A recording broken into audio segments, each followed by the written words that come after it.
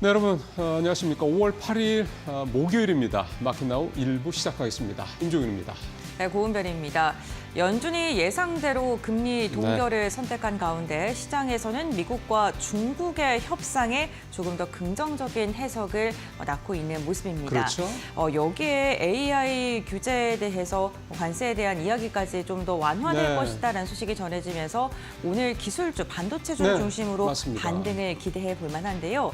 이런 변화하는 기류 속에 오늘 국내 반도체 기술주들 어떠한 움직임 보일지도 주목해 보시면 좋을 것 같습니다.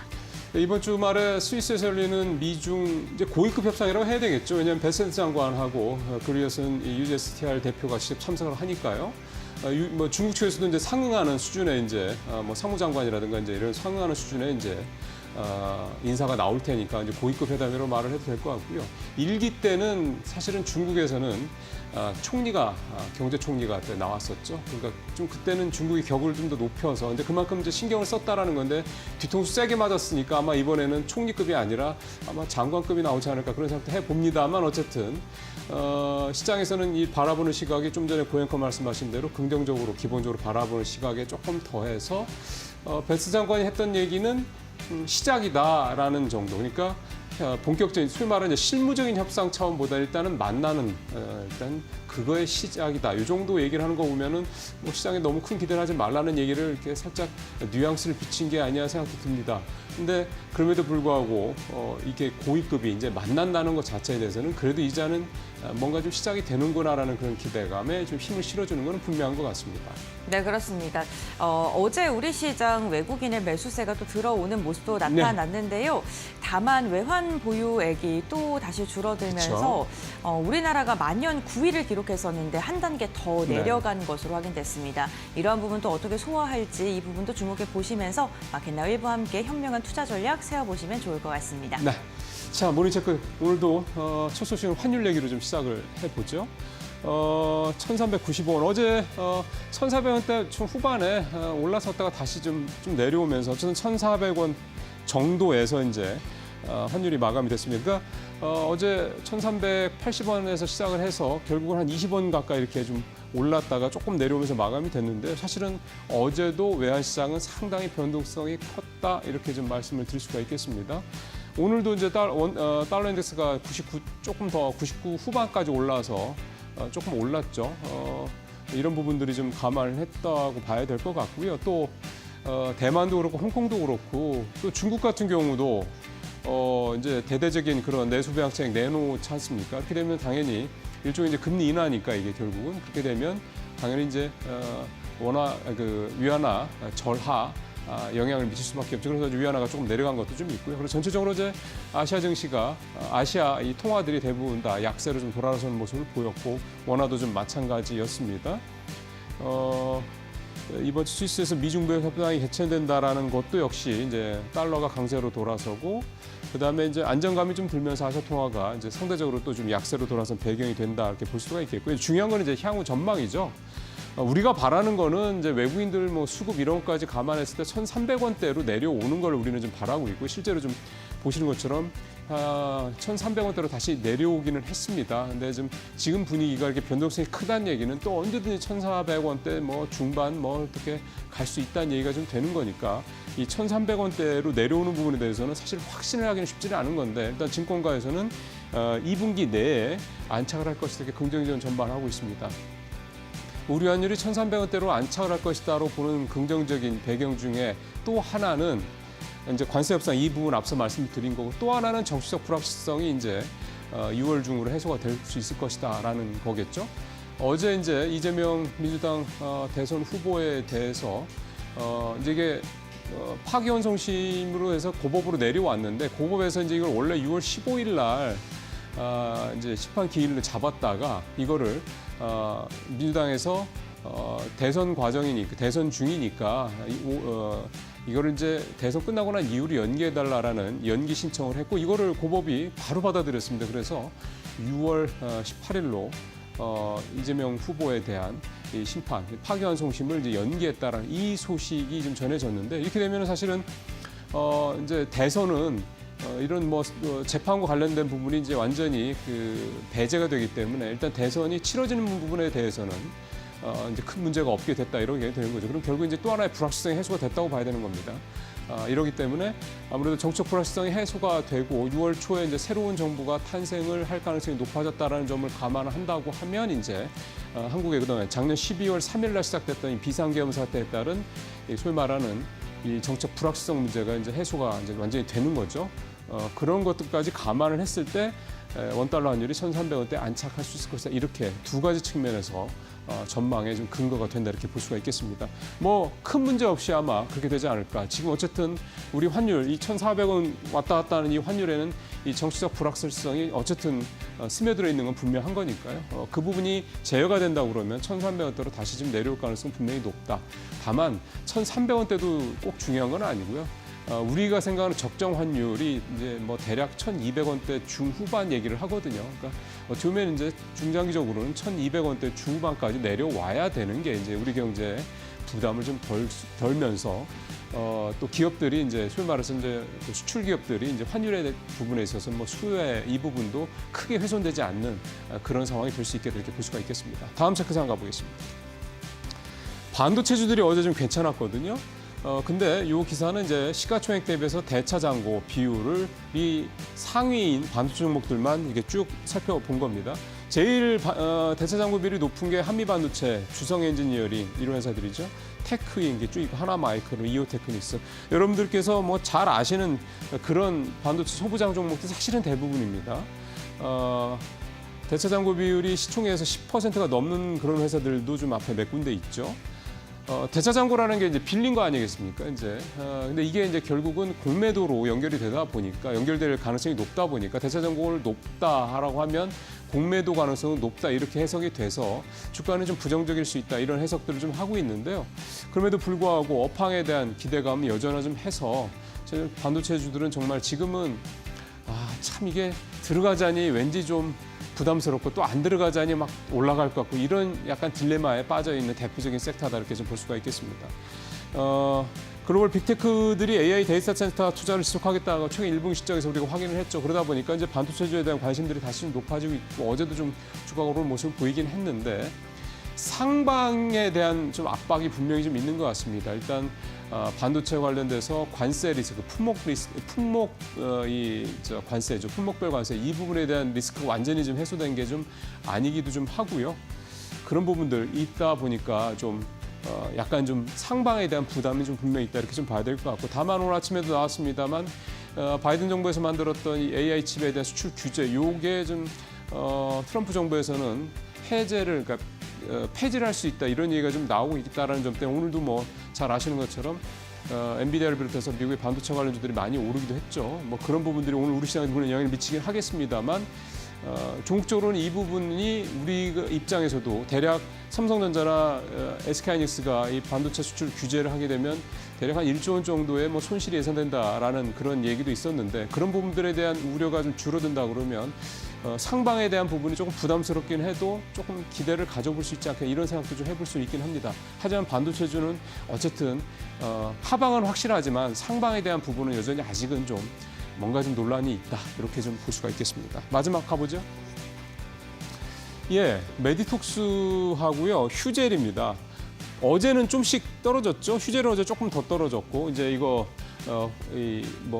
의약품 관련된 그런 규제 얘기가 나왔기 때문인데요. 이 보톡스와 필러 관련된 회사들의 최근 주가를 이제 보시려고 2호 차트를 가져왔습니다. 메디톡스 주가 굉장히 좀 많이 올랐죠. 10한 2, 3만 원대에서 지금 18만 원 근처까지 좀 올라와 있습니다. 꽤만 한 50% 가까이 좀 올랐죠. 휴젤은 계속 좋은데요. 최근에 보면 주가가 어쨌든 계속 미국 어떤 주식들처럼 작년에 보던 것처럼 계속 우상향을 좀 하고 있는 모습들이 좀 나타나고 있습니다. 최근 한 달 새 20-30% 이상 주가가 올라가는데 이유가 해외 시장 공략이 본격화되고 있다라는 거. 특히 이제 북미, 남미, 아시아 안 가는 데가 없을 정도로 중동까지 국내 이 보톡스하고 필러 상품들이 지금 수출이 되고 있다라는 거고 비만 치료제 때문에 더 이제 이렇게 인기가 있다고 그러더군요. 비만 치료 지금 뭐 위고비라든가 이런 게 하고 난 다음에 살이 확 빠져가지고 이제 쭈글쭈글해지는 이런 문제가 생기지 않습니까? 이게 사실은 살 빼는 분들의 가장 큰 고민인데 이거를 이제 이 보톡스나 필러를 통해서 이제 메워주는 거죠. 메꿔서 이제 이쁘게 이제 만들어주는 건데 그러다 보니까 이런 비만 치료제의 인기와 좀 같이 따라가는 그런 특징도 있다 이렇게 얘기를 하고 있습니다. 관세에 대한 부분도 있긴 한데요. 또 이렇게도 증권가에서는 보더군요. 그러니까 우리나라 이 보톡스나 이런 필러 가격이 미국에서만 보더라도 미국에 그 잘 아시는 그 되게 유명한 제품이 있더군요. 뭐 특정 이름을 말씀드리지 않겠습니다. 그거 가격에 뭐 절반도 안 된다고 그럽니다. 그러니까 가성비가 굉장히 좋은 거죠. 그래서 관세 뭐 10% 때리고 뭐 20% 때려도 그래도 미국 제품보다 훨씬 싸다. 뭐 이런 부분. 그러니까 오히려 이렇게 주가가 조금 조정받을 때 오히려 이제 들어갈 수 있는 뭐 그런 여지도 있겠다. 이렇게 생각도 좀 해봅니다. 네, 오늘 체크 영상 마치겠습니다.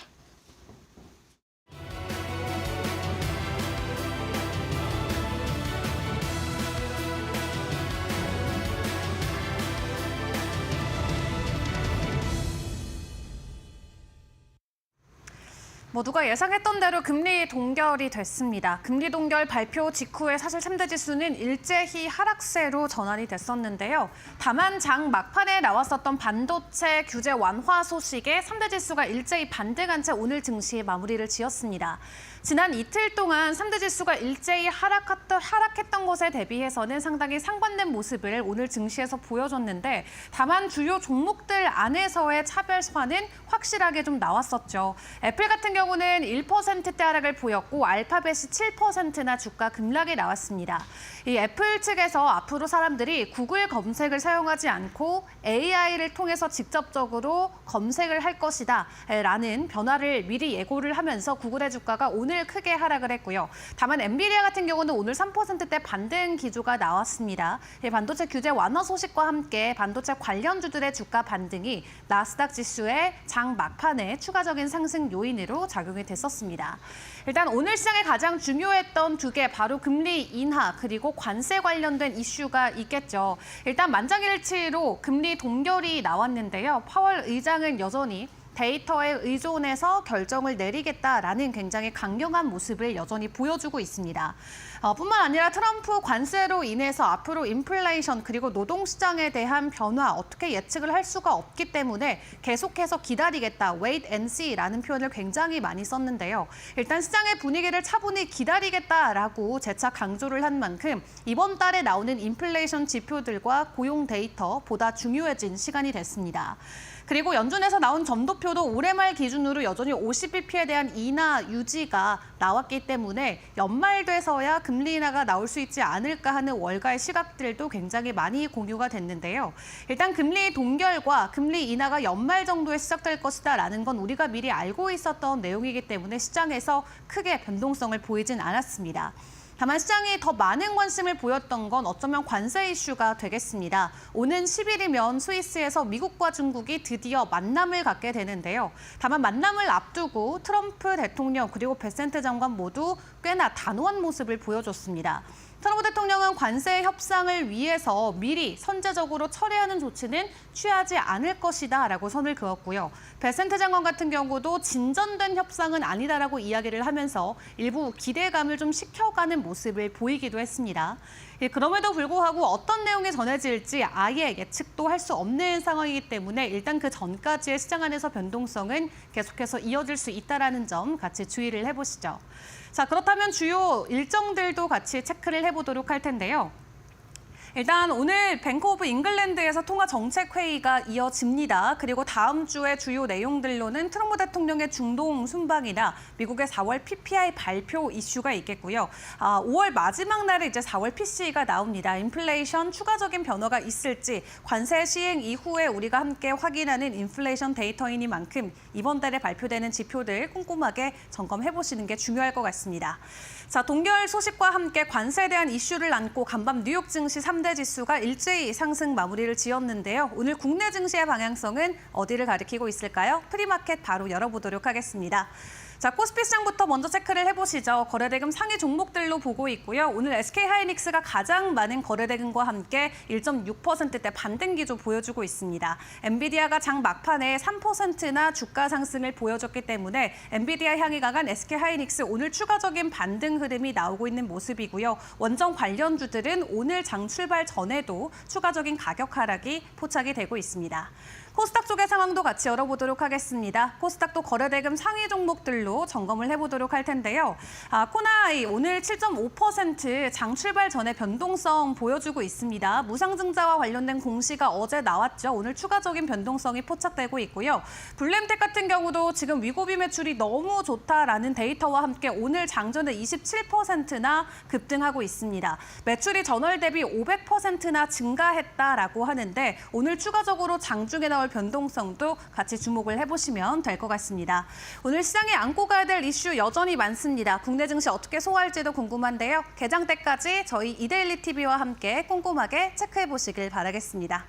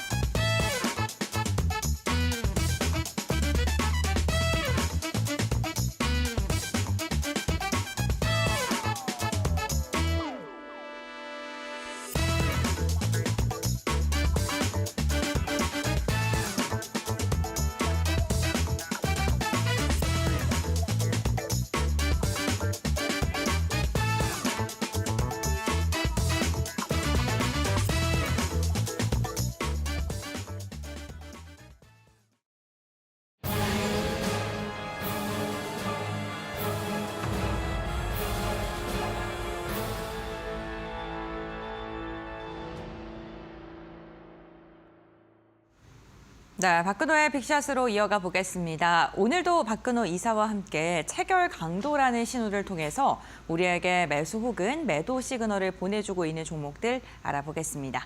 이사님 안녕하세요. 네, 예시 종목 4종목부터 차례대로 살펴보도록 할 텐데요. 첫 번째 종목 공개해 보도록 하겠습니다. 네, LCC 대표 기업 중에 하나인 진에어를 선택을 해주셨습니다. 어제 항공주들이 개장 직후부터 굉장히 움직임이 좋았었는데 네. 어떤 부분을 좀 주목하셨을까요? 진에어뿐만 아니라 모든 항공주가 이제 다 올랐다라고 네. 해도 과언은 아닐 텐데요. 한번 좀 살펴보도록 하겠습니다. 이제 그 환율이랑 유가 때문에 올랐다라고 이제 시장은 이제 분석을 하고 있는 상황인데요. 그럼 이런 것들이 항공주들한테 어느 정도 도움이 되는지 한번 좀 팩트 체크를 좀 해보도록 하겠습니다. 네. 대한항공 기준으로 환율이 100원이 오르면 평가 손실이 6,300억이 생긴대요. 와, 그럼 네. 반대로 환율이 내렸을 때는 6,300억이 생긴다는 얘기니까 이런 부분들이 이제 항공주들한테 어떤 긍정적인 좀 영향을 미쳤다라고 보시면 될 것 같고요. 근데 기름값 같은 경우도 대한항공 기준으로 1년에 3천만 배럴 정도를 쓰거든요. 네. 3천만 배럴이면은 이제 그걸 계산을 했을 때 뭐 1달러 내려갔을 때는 거의 뭐 340억 정도의 어떤 그 손실과 수익이 이제 어떤 움직이는 구간이 1달러 대비해서 340억 원이 왔다 갔다 한다. 실질적으로는 이것은 이제 우리 뭐 은비어 앵커께서 뭐 여행 많이 다니시니까 아시겠지만 유리활종료라는 게 있잖아요. 네. 사실 그런 것들로 어느 정도 이제 상세가 되거든요.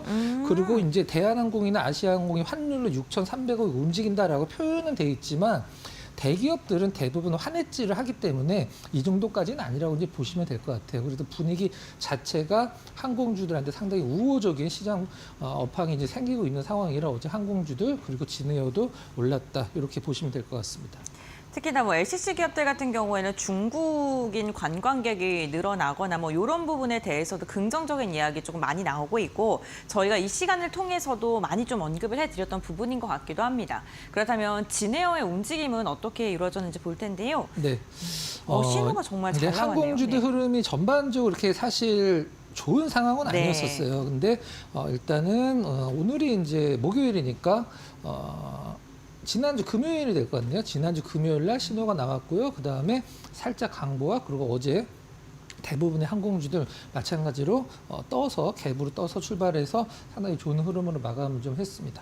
그렇다면 좀 화살표가 나온 날의 체결 강도를 보도록 할 텐데요. 네. 네, 4월 마지막 거래일이었군요. 여기서 네. 좀 약간 저는 이걸 말씀드리고 싶은데 네. 이날 나와도 상관은 없거든요. 근데 그날 체결 강도 완성은 안 됐어요. 네. 그 다음에 옆으로 횡보를 좀 오랜 기간 동안 했는데 체결 강도 상으로는 가장 좀 기다리지 않는 구간에서 신호를 줬고 일단 계속적으로 양원 체결 강도를 줬고요. 어제 뭐 항공주들이 시장에서 관심을 워낙 많이 받았기 때문에 오랜만에 거래량도 47만 주를 기록을 했습니다. 네, 알겠습니다. 5일 체결 강도와 당일 체결 강도가 완성이 된 다음 이 거래일 뒤에 이렇게 강한 상승이 나온 진에어였고요. 어쨌든 체결 강도가 완성되면서 거래량이 실리니까 그 뒤로는 시세가 좀 퍼포먼스가 내주는 모습이 나타나고 있습니다. 첫 번째로는 항공주 진에어 확인을 해봤고요. 두 번째 예시 종목 살펴보겠습니다. BGF 리테일을 선정을 해주셨네요. 네. 앵커님, 그 우리 편의점이 네. 전국에 한 몇 개 정도 혹시 될 것 같으세요? 가늠이 안 되는데 근데 거의 뭐 건물 하나 건너서 그렇죠. 네, 하나 있는 것 같아요. 5만 5천 개 정도가 있거든요. 오, 네. 근데 업종별로 그 편의점보다 더 많은 회사를 보유한 업종이 있어요. 어떤 거예요? 이 얘기 들으면 거짓말이라고 생각할 수도 네. 있는데 건설업으로 등록된 회사가 거의 9만 곳이 넘습니다. 건설업이요? 네, 그게 왜 그러냐면 네. 하도급 때문에 페이퍼 컴퍼니들이 엄청 많거든요. 그래서 네. 커피 전문점이 한 10만 개 정도 되고 지금 우리나라 기준으로 편의점이 이제 5만 5천 개 정도 되는데 BGF 리테일도 몇 번 좀 소개를 시켜드린 네. 것도 있고 최근에 흐름이 괜찮아서 한번 준비를 해봤습니다. 알겠습니다. 그럼 주목하고 계신 부분도 살펴볼 텐데요. 일단 뭐 BGF 리테일 CU니까 CU 네. 쪽에서 이제 그 기획 상품들을 상당히 잘 네. 만드는 걸로 최근에 이제 시장에서 평가를 많이 받고 있는데 하이볼 88만 개 전량 완판을 했다. 드셔보셨어요? 아니요. 네. 네. 드셔보신 것 같은데요? 당연하죠. 나오자마자. 네. 그런가요? 완판된 이유는 당연히 있겠죠. 네. 그다음에 사실 지금 뭐 편의점들이 시장에서 특별히 편의점 관련주를 주목을 해야 된다. 이런 부분들은 없긴 합니다만 아무래도 이제 주주 환원 같은 경우에 이제 목표로 40% 정도를 세웠기 그래요? 때문에 네. 시장에서 좀 긍정적인 부분을 받고 있는 상황이고 맨 밑에는 좀 약간 그 뭐라고 그래야 될까요? 편의점주 안 좋게 좀 보는 뷰의 기사들 좀 있어서 제가 준비를 좀 해봤는데 CU GS25는 편의점 위기 뭐가 문제길래라고 이제 타이틀에 달려져 있는데 여기에서 이제 이 문제라고 제시가 된 부분은 어떤 부분이냐면 편의점 출점 수가 굉장히 둔화가 되고 있다는 부분이었거든요. 근데 여기서 좀 약간 왜곡이 된 게 어떤 거냐면 CU나 GS25는 작년에만도 700개가 늘었어요. 근데 세븐일레븐, 그다음에 네. 이마트 24 이런 쪽이 대부분 줄었거든요. 그래서 전체 평균을 그쪽에서 깎아 먹었고 CU GS25는 사실 특별히 편의점 뭐 출점 수가 줄거나 이런 부분들은 없거든요. 이 부분은 좀 참고를 하시라고 좀 준비를 해봤습니다. 아무래도 편의점 관련 기업들이 불황에도 강하다라는 네. 이야기도 있는 만큼 뭐 소비가 전반적으로 위축되긴 했습니다만은 그런 부분도 조금 염두에 두시면서 기사를 좀 해석해 주시면 좋을 것 같고 그렇다면은 주가는 어떤 식으로 움직임 가져갔을까요? 네. 일단 없네요. 화살표가 네. 없는 거는 실질적으로 이제 전반적으로 이제 중장기 체결 강도가 높게 형성이 되면서 이런 하락 구간에서의 어떤 네. 그 가격적인 지지력이 있을 때 저는 이런 식으로 이제 화살표를 딱히 표현을 하진 않는데 일단 전고점 돌파 시도가 나왔다가 살짝 밀리긴 했습니다만은 시장에서 뭐 긍정적인 평가, 좀 약간 부정적인 평가도 있긴 합니다만은 약간은 제가 봤을 때 어제 흐름 봤을 때 긍정적인 평가 쪽으로 무게감이 좀 실리는 듯한 느낌이에요. 체결 강도 확인해 보도록 하겠습니다. 네. 일단 3달 체결 강도, 그다음에 21 체결강도 지금 꽉 차 있어서 그러네요. 조정이 네. 올 때 오히려 매수의 기회가 되는 이제 어떤 수급이라고 생각하시면 될 것 같고요. 요 밑에 보시면은 1% 조금 못 떨어지긴 했습니다. 약보합 보인 날 체결강도 142를 보여준 부분. 그다음에 밑에 보면 역시 연속으로 약보합 보여준 날 당일 체결강도가 다 높죠. 이런 부분들. 시장에서 못 오르고 오히려 떨어졌는데 매수가 많이 들어오는 대표적인 종목 중에 하나로 보시면 될 것 같고요. 어제 지난 이거래일전도 마찬가지죠. 1% 떨어졌는데 당일 체결 강도가 100이 넘는 흐름들. 일단 거래가 많진 않긴 합니다만 떨어질 때마다 수급이 계속 들어오는 대표적인 종목 중에 하나다. 이렇게 보시면 될 것 같습니다. 또 제가 날이 좋으니까 한강을 갔는데 네. 정말 문전성시더라고요. 네, 편의점들이. 네, 어쨌든 지금 계절적인 수혜도 좀 받을 수 있는 부분. 특히나 그 중장기적인 체결 강도가 저렇게 꽉 차 있는데 차트상으로 위치가 그렇게 높지 않다는 점도 네. 좀 주목해 볼 만합니다. 네. BGF 리테일 확인해 봤고요. 다음 종목 살펴보겠습니다. 넥센타이어이고요. 저희가 타이어 관련된 종목군들도 저희 빅샷 시간을 통해서 몇 번 좀 소개를 드렸던 것 같아요. 네. 역시 이제 그 편의점과 마찬가지로 시장에서 두 가지 의견이 좀 나오고 있는 상황인데요. 그래요? 네. 긍정적인 의견, 그다음에 부정적인 의견인데 이 부정적인 의견은 뭐 타이어 전반적인 부분이라고 또 볼 수 있지만 넥센 타이어를 딱 집어서 일단 나온 부분이라 미국에 공장이 없더라고요. 네, 그래서 네. 이 부분 한번 설명드려보도록 네. 하겠습니다. 넥센 타이어 체코 2공장 가동률 60% 돌파. 과거에는 이제 20%, 40% 밑이었었는데 이제 60% 돌파를 했다라고 얘기를 하는데 이 부분과 관련돼서 시장은 넥센 타이어를 증상과 매출에 늘어날 것이다라는 부분으로 이제 긍정적으로 평가를 하는 것 같고 밑에 부분은 넥센 타이어, 뭐 한국 타이어, 금호 타이어도 마찬가지지만 넥센 타이어는 미국에 공장이 없고 공장이 없지만 창고는 굉장히 큰 게 여러 개가 있습니다. 근데 수익이 빨간불이 들어왔다. 실질적으로 어떤 그런 부분들이 염려가 이제 현실화될 가능성이 높다라고 나와주고 있는데.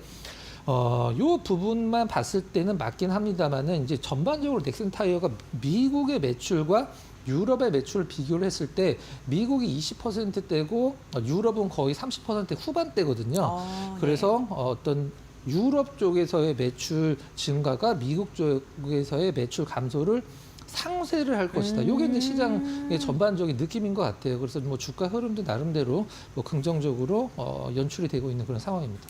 알겠습니다. 그럼 주가의 흐름이 긍정적이라고 말씀해 주셨는데 한번 보도록 하겠습니다. 네. 일단 뭐 떨어지는 것은 사실 뭐 관세 때문에 얘기가 나와서 떨어지는 건 어쩔 수 없고 그것을 빠르게 이제 회복을 해주는 그러네요. 네. 올해 제가 봤을 때는 지금 3달 정도 보여주고 있는 것 같은데 네. 그 안에서는 이제 가장 높네요. 고점 네. 이제 돌파를 한 상황이고요. 자리도 굉장히 뭐 안정된 자리에서 신호가 좀 나오는 상황이고 그 다음에 점진적으로 상승하는 흐름, 그다음에 밑골이 길게 달고 그다음에 회복을 해주는 흐름 이런 것들이 이제 넥센타의 수급이 보여주는 그런 느낌이거든요. 어제도 위에서 약간 밀리긴 했습니다만 나름대로 좋은 흐름을 좀 보여줬다 이렇게 보시면 될 것 같습니다. 거래량도 좀 차분하게 늘어나고 있는 네. 모습이 좀 연일 나오고 있는데 그렇다면 저 화살표 나온 날 체결 강도를 살펴봐야겠죠. 4월 23일 날 나왔고요. 5일 당일이 다 들어갔네요. 네. 5일 체결 강도 굉장히 오랜만에 들어갔습니다. 네. 120 정도. 일주일 평균 체결 강도가 120이라는 것은 일주일 동안 넥센 타이어를 산 수급의 주체들이 더 매수를 많이 했다. 매도보다 보시면 될 것 같고요. 당일 체결 강도 188로 2% 정도 올라갔을 때 거래량도 뭐 10만 주 정도로 나쁘지 않았고요. 굉장히 좋은 체결 강도 보여줬고 그 이후로 계속적으로 좋은 흐름 그리고 최근에 한 달 체결 강도도 100 이상으로 들어가면서 중장기 체결 강도도 이제 차분하게 계속적으로 유지가 되고 있는 그런 상황이다 보시면 될 것 같습니다. 알겠습니다. 넥센 타이어 확인을 해봤고요. 그렇다면 다음 종목 살펴보겠습니다.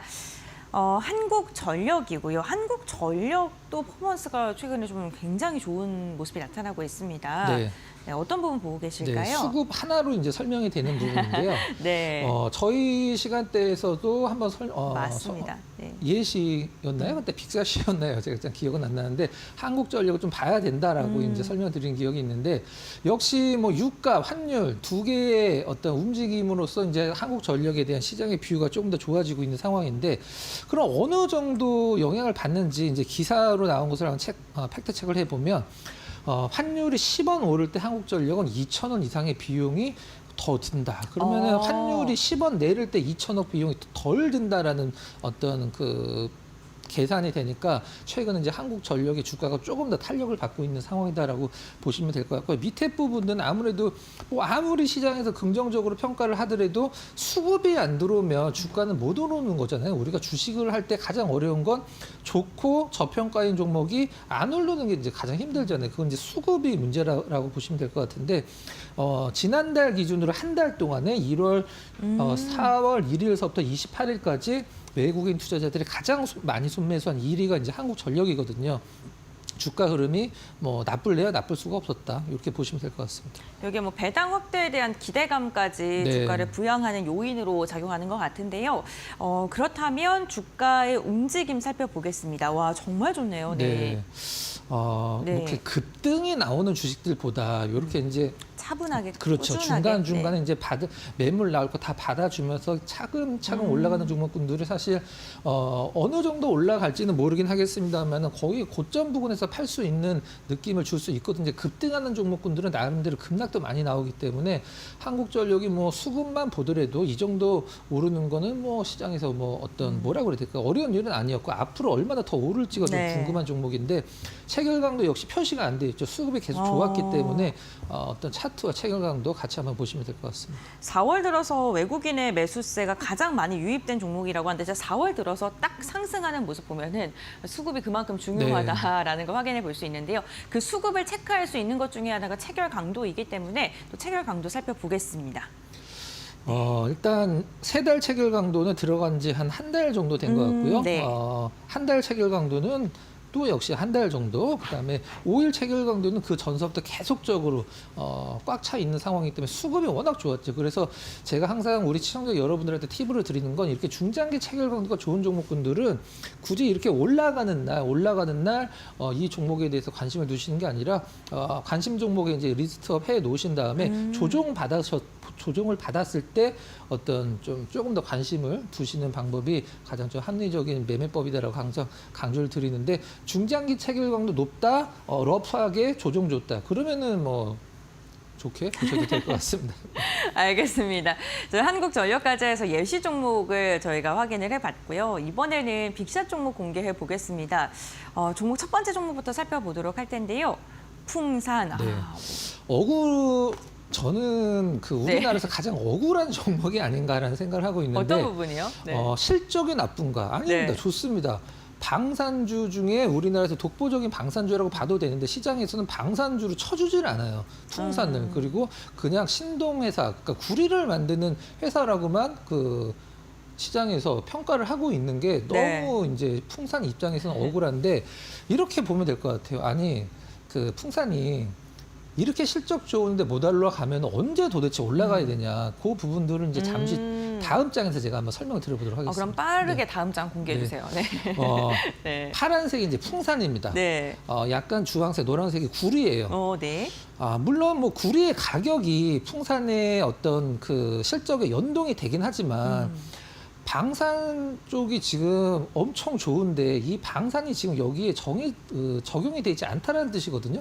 근데 최근에 구리 가격과 풍산의 흐름 보면은 사실 풍산이 조금 더 위쪽에 있긴 합니다만은 구리 가격이 급락할 때 같이 내려갔고 그다음에 반등 주면서 같이 올라가고 있는데 그냥 구리 차트가 풍산 차트라고 보셔도 됩니다. 거의 95% 이상 높낮이만 다를 뿐이지 요걸 좀 약간 타개를 하는 게 문제긴 한데 아무튼 가장 긍정적인 부분은 최근에 구리 가격이 급락 후에 다시 한번 조금 반등을 주고 있다 하지만 구리는 이제 닥터 코퍼라고 불리는 이유가 이제 경기에 가장 민감한 그 비금속이기 때문에 경기가 좋아지면은 역시 구리 가격도 오르고 풍산도 일단 주가 상승을 기대해 볼 만하다. 하지만 지금 너무나 극저평가 구간이다. 이 부분을 좀 약간 포인트로 삼으시면 될 것 같습니다. 그러니까요. 뭐 한화 에어로스페이스가 시총 5위까지 올라섰는데 그러게요. 네. 같은 계열 섹터에 있는 풍산 같은 경우에는 아직도 좀 저평가다라고 이야기해 주셨고요. 그렇다면 차트 한번 보도록 하겠습니다.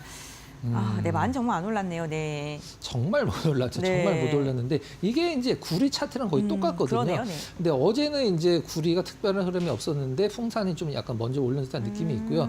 역시 뭐 화살표 표시가 없는 걸로 봐서는 수급이 굉장히 좋다라고 이제 보시면 될 것 같습니다. 알겠습니다. 그렇다면 빅샷 첫 번째 종목 수급 한번 보도록 할 텐데 제가 네. 화살표 표시를 안 해놨네요. 네. 나 일단 어제 기준으로 당일 이제 5일 그다음에 한 달 체결은 3개가 모두 100을 들어갔고 거래량 같은 경우는 일단 풍산 같은 경우에 뭐 5만 원, 6만 원짜리 종목이긴 합니다만 나름대로 26만 주 정도 기록하면서 거래량도 좀 활성화되고 있고 구리 가격도 이제 급락 후에 반등 기조에 이제 나와 있는 상황이고 수급도 안정적으로 들어오고 있기 때문에 풍산도 한번 좀 방산주 중에 가장 최저평가 종목으로 한번 인식을 하시고 계속 관심 있게 보시면 될 것 같습니다. 네, 알겠습니다. 첫 번째 빅샷 종목은 풍산이었고요. 두 번째 종목 살펴보겠습니다. KF, 네.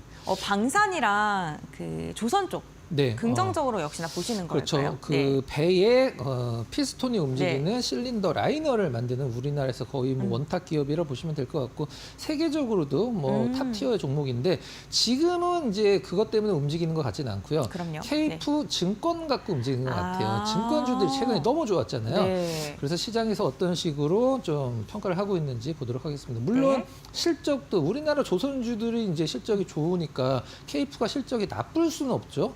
전담 마크맨이니까 실린더 라이너 쪽에서 수주 잔량이 늘어나면서 최근에 이제 상승을 하고 있다는 부분. 그다음에 KF 투자증권 제 기억으로는 한 2017년인가 아마 인수를 했을 거예요. 네. 그다음에 지금 KF 투자증권 늘 KF가 갖고 있는지 모르시는 투자자분들이 상당히 좀 많으시잖아요. 근데 증권주들이 지금 굉장히 좋은데 KF 투자증권을 보유하고 있는 KF는 주가 흐름이 좀 약간 덜 올랐다. 그래서 한번 관심 있게 볼 필요성이 있다. 이렇게 생각을 해서 한번 준비를 해봤습니다. 알겠습니다. 그럼 KF의 주가 차트도 보도록 하겠습니다. 네. 차트는 뭐 굉장히 이쁜 편인데 약간의 좀 패턴이 계속적으로 반복이 되는 듯한 네. 느낌인데 전고점까지 좀 약간 뭐 남아있긴 합니다만 최근에 증권주의 어떤 업황 개선, 그다음에 실적 개선, 그리고 시장에서의 관심도가 높아지고 있는 상황에서 KF 투자증권을 가지고 있는 KF는 실적도 좋아지고 있지만 증권 쪽에 어떤 버프라고 보통 표현을 많이 하는데 버프를 좀 약간 덜 받지 않았나라는 생각으로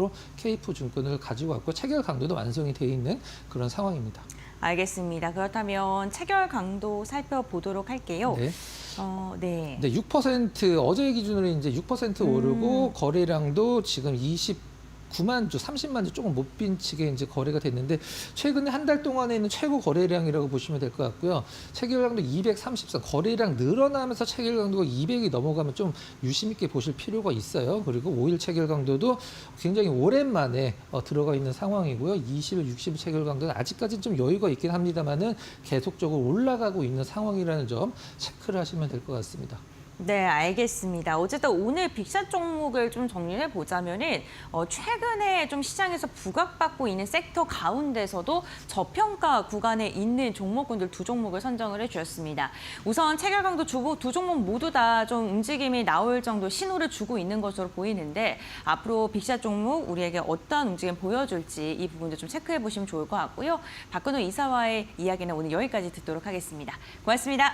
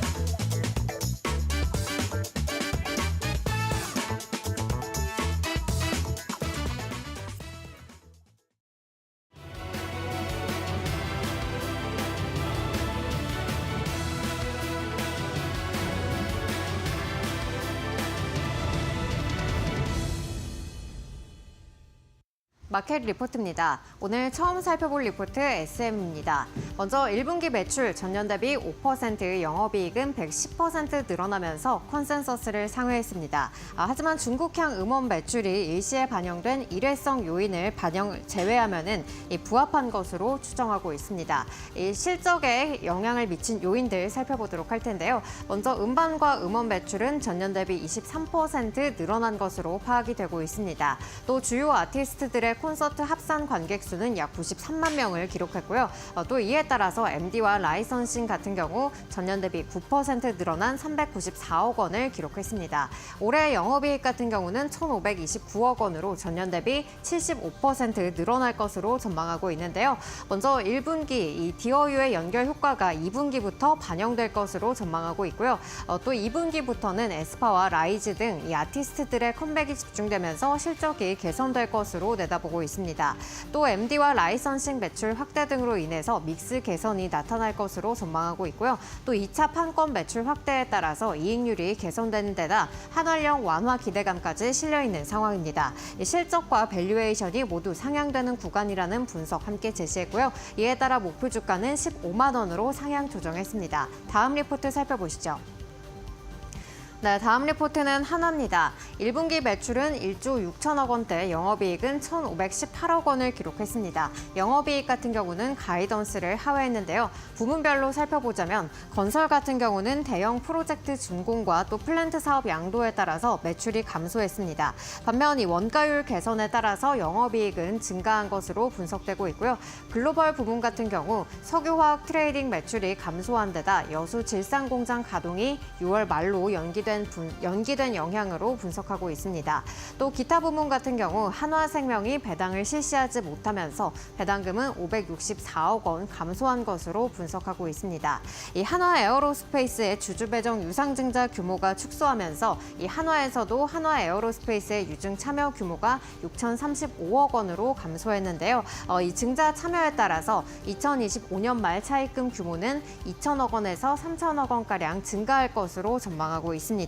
이 한화에어로스페이스를 포함해서 이 자회사들의 주가 상승에 따라서 지분 가치가 증가한 것으로 분석하고 있는데요. 현재 이 주가 상승은 저조한 상황으로서 현재 주가 수준은 전체 가치 대비해서 80%에 거래되고 있다는 분석 함께 제시했습니다. 목표 주가는 6만 4천 원으로 상향 조정했습니다. 다음 리포트 살펴보시죠. 네, 다음 리포트 LS 에코에너지입니다. 먼저 1분기 매출은 전년 대비 26.9%, 영업이익은 58% 늘어난 것으로 분석하고 있는데요. 이 컨센서스를 상회하면서 1분기 기준으로는 최대 영업이익을 기록했습니다. 이 베트남 경기가 회복된 데다 또 고부가 제품인 초고압 전력선과 통신선 등의 매출 증가로 믹스 효과가 나타난 것으로 분석하고 있고요. 또 싱가포르와 미국 등의 수출 물량이 증가한 데다 이 글로벌 전력난 관련해서 인프라 투자가 확대되면서 이 수주가 증가하면서 매출 확대로 연결된 것으로 분석하고 있습니다. 또 올해 매출 같은 경우 전년 대비 4.3%, 영업이익은 21.6% 늘어날 것으로 예상하고 있는데요. 이 해저 케이블 같은 경우 영국과 베트남 정부의 승인을 대기하고 있는 상황이고요. 히토류 사업 같은 경우는 4분기 이후에 가시화될 것으로 전망하고 있습니다. 2년 연속 높은 성장세를 기록할 것이라는 전망 함께 제시를 했고요. 또 이러한 요인들이 밸류 부담 완화 요인으로 작용할 것이라는 판단 함께 제시를 했습니다. 목표 주가는 4만 원으로 상향 조정했습니다. 다음 리포트 살펴보겠습니다. 네, 다음 리포트는 한국투자증권의 제약바이오 리포트입니다. 최근 5거래일간 S&P 500 지수가 2% 상승했음에도 불구하고 이 미국의 헬스케어 ETF는 3%에서 5%가량 하락했고요. 이 KRX 헬스케어 섹터 지수도 5거래일간 0.7% 하락세를 나타냈습니다. 이 트럼프 대통령의 정책 때문이라고 할 수가 있겠는데요. 이 미국의 약가 인하와 또 의료비 지출 감소 정책을 펼치고 있어서 이 글로벌 빅파마들의 매출과 이익 감소가 우려되고 있는 상황입니다.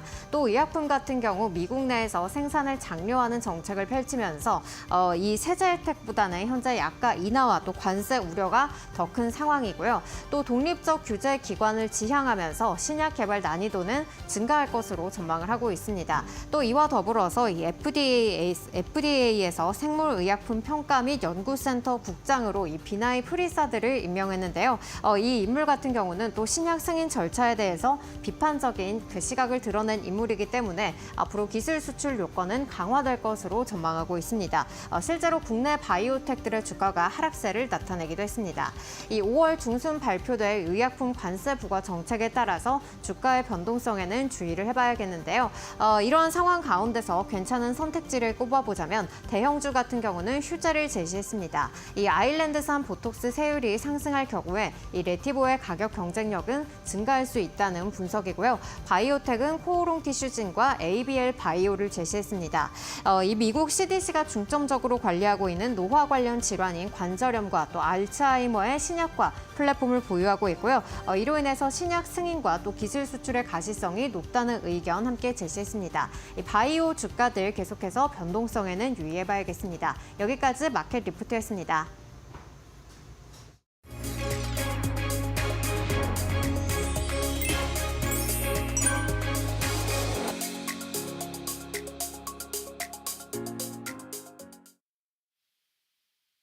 네, 안녕하세요. 반갑습니다. SK증권 서영훈 차장입니다. 지난 미국 증시는 반도체를 중심으로 큰 폭의 좀 하락세를 보이다가 전반적으로 재차 좀 상승 전환하는 모습들을 좀 보이면서 마감하는 모습이었습니다. 특히나 반도체 칩 수출 규제 폐지 소식에 반도체 업종을 중심으로 상승 전환을 했다라는 점이 어제 시장이 좀 특징이었다라고 좀 볼 수 있겠고요. 특히 FOMC 회의에서도 적극적인 경기 부양에 대한 부분들과 경기에 대한 자신감을 좀 표명했다라는 점에서 좀 긍정적으로 작용했다라고 볼 수 있겠습니다. 특히 우리나라 증시 같은 경우에는 원달러 환율이 1,300원, 1,400원 하단으로 좀 내려왔기 때문에 거기에 따라 외국인 수급이 양호해지는지에 대한 여부들을 체크하는 것이 무엇보다 좀 중요할 것으로 예상이 좀 됩니다. 워낙 강세로 전환됐다라는 점이 좀 긍정적으로 작용을 할 수 있겠지만 환율 자체의 변동성이 크다라면 거기에서는 워낙 강세라 하더라도 외국인 수급이 강하게 들어오기는 좀 어렵습니다. 워낙 강세 속에서 안정을 찾아가는지에 대한 여부들을 좀 체크를 하시면서 수급을 좀 보신다라면 좀 더 큰 도움이 되실 수 있을 것으로 예상이 좀 되고 있는 상황이고요.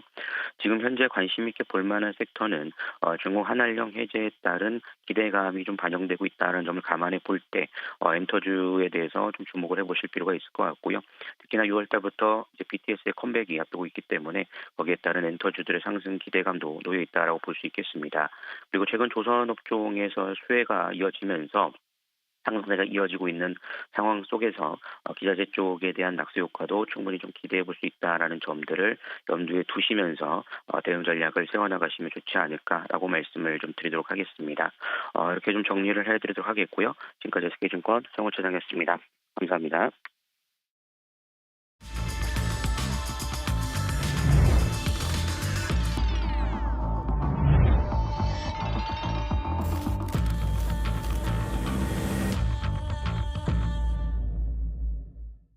네, 8시 49분 되어가고 있습니다. 자, 오늘도 마켓 스탠바이로 이어지도록 하겠습니다. 이동근 대표, 신일섭위원, 고은별 앵커 함께하겠습니다. 어서 오십시오. 네, 뉴욕 시장은 오르긴 했는데 아직은 좀 이렇게 좀 편안한 그런 상승이라고 보기 좀 그렇죠. 일단 관세 부분에 대해서 이번 주말에 미국과 중국 고위급 회담, 협상이 있다라는 기대감은 있기는 한데 결과를 지금 사실은 긍정적으로 예측하기는 좀 아직 이른 것 같고요. 오히려 파월 연준 의장은 미국 경제에 대해서 고용, 인플레 이 두 부분 이게 사실은 연준의 목적인데 연준의 이제 목표인데 이 두 목표를 달성하는데 좀 경고등이 켜졌다 이렇게 우려를 하기도 했습니다. 시장은 관세 쪽으로 선택을 한 것 같긴 한데 언제든지 이 미국 경기 침체에 대한 우려는 계속해서 상존하고 있는 그런 상황이라는 점도 간과할 수는 없는 것 같습니다. 자, 두 분 오늘 시장에서 관전 포인트 어떻게 잡고 계신지 탑3부터 좀 들어보겠습니다. 이 대표님 어떻게 좀 잡고 계십니까? 예. 먼저 첫 번째는 역시 이제 미 연준의 3연속 금리 동결을 꼽았습니다. 파월 의장의 이제 우려도 지금 강해지고 있지만은 사실 실업이라든가 인플레이션이 높아질 위험이 증가하고 있다라는 부분, 이 부분이 좀 강조가 됐다고 말씀드릴 수가 있겠고요. 사실 이번 FOMC에서의 결과는 동결을 좀 기정사실화한 부분이 있습니다. 결국 이제 트럼프 대통령은 계속해서 이제 좀 금리를 빨리 내려라고 지금 압력을 넣고 있지만은 사실 관세 정책으로 인해서 인플레이션 불확실성이 커진 가운데에서 사실 지금 아직까지는 정책 조정을 서두를 필요가 없다라는 그런 신중론을 견제하고 있다 이렇게 말씀드릴 수가 있겠고요. 결국 그렇다면은 이제 금리 인하가 6월이냐 7월이냐 이러한 어떤 결정이 남은 것 같은데 지금 시장의 어떤 분위기는 6월보다는 7월 쪽에 조금 더 무게가 쏠려 있는 것이 아닌가라는 생각이 들고요. 앞서 말씀드린 대로 역시 이제 실업이라든가 인플레이션에 대한 우려가 점점 더 증가하고 있다는 부분이 이러한 정책 결정의 어떤 가장 중요한 그 키로 작용을 하고 있다 이렇게 말씀드릴 수가 있겠습니다. 두 번째는 그 원달러 환율의 그 롤러코스터입니다. 뭐 어제 사실 그 장중에 그 원달러 환율이 1,370원대까지도 기록을 했다가 여기서 다시 또 1,400원에 근접을 하는 이런 모습이 나오기도 했었고요. 뭐 여러 가지 좀 얘기들이 있습니다만은 결국 이제 그 아시아 통화의 동반 강세, 특히 이제 뭐 대만 달러가 연휴 동안에 10%까지 좀 급등을 하는 이런 모습들도 좀 나왔고요.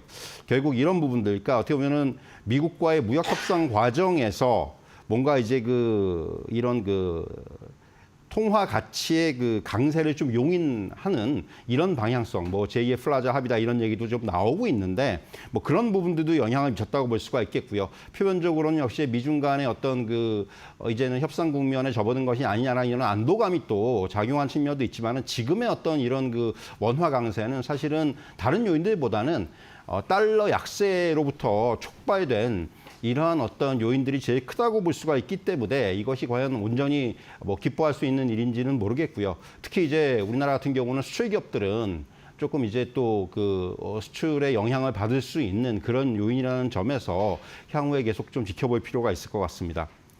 세 번째는 국내 투자자들이 미국 주식에 대해서 순매도로 전환했다라는 부분입니다.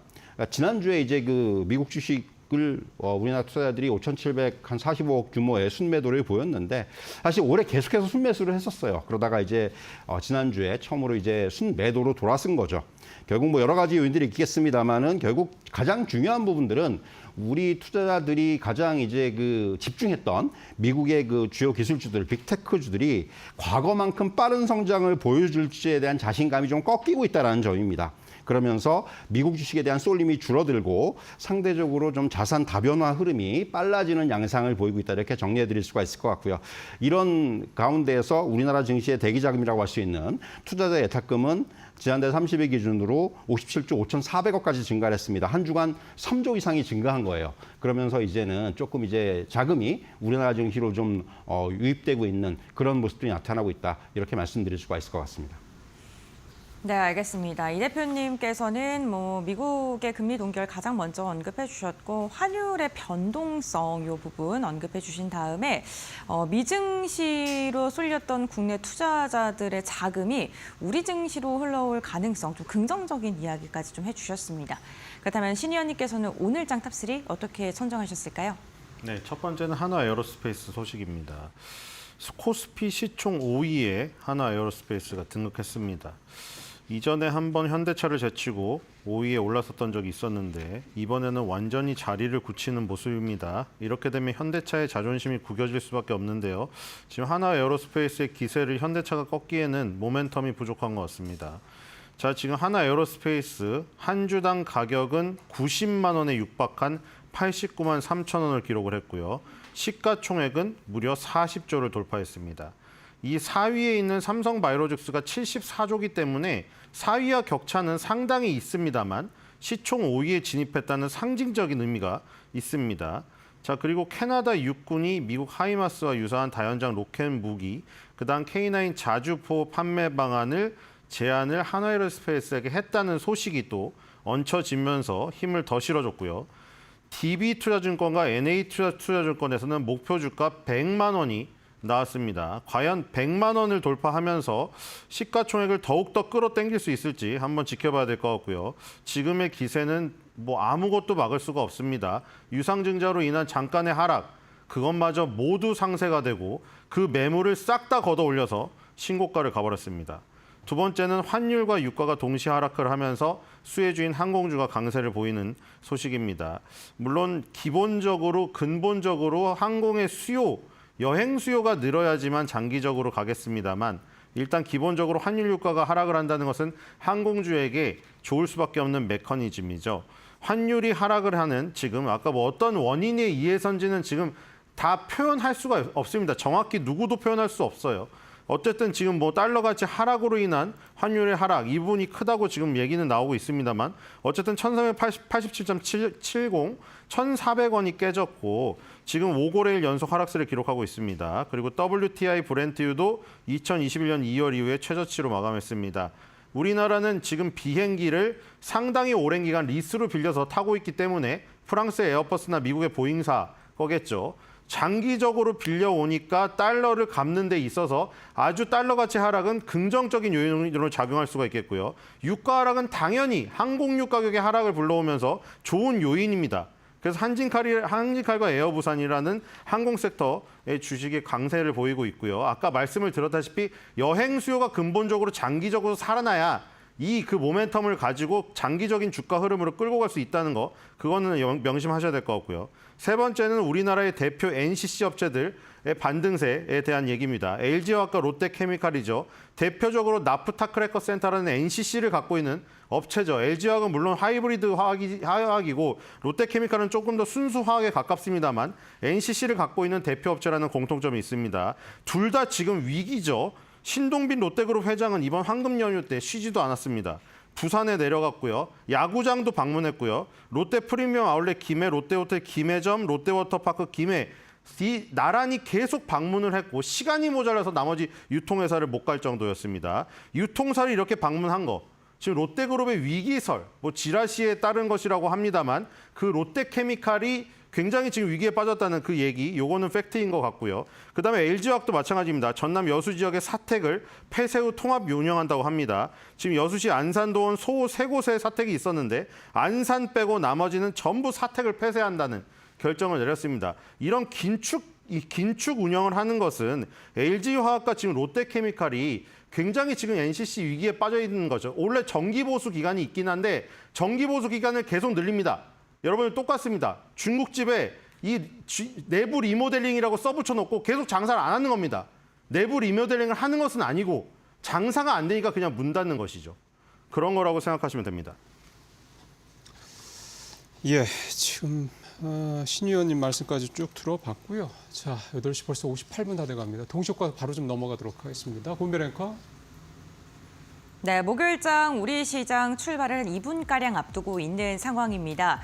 미국과 중국의 무역 협상에 대한 기대감 그리고 AI 반도체와 관련된 규제가 좀 철회될 수 있다는 그러한 이야기가 미국 시장에서 나오면서 3대 지수가 일제히 상승 마감했죠. 오늘 국내 증시 역시나 어제에서 오늘까지도 상승 출발 준비 중에 있습니다.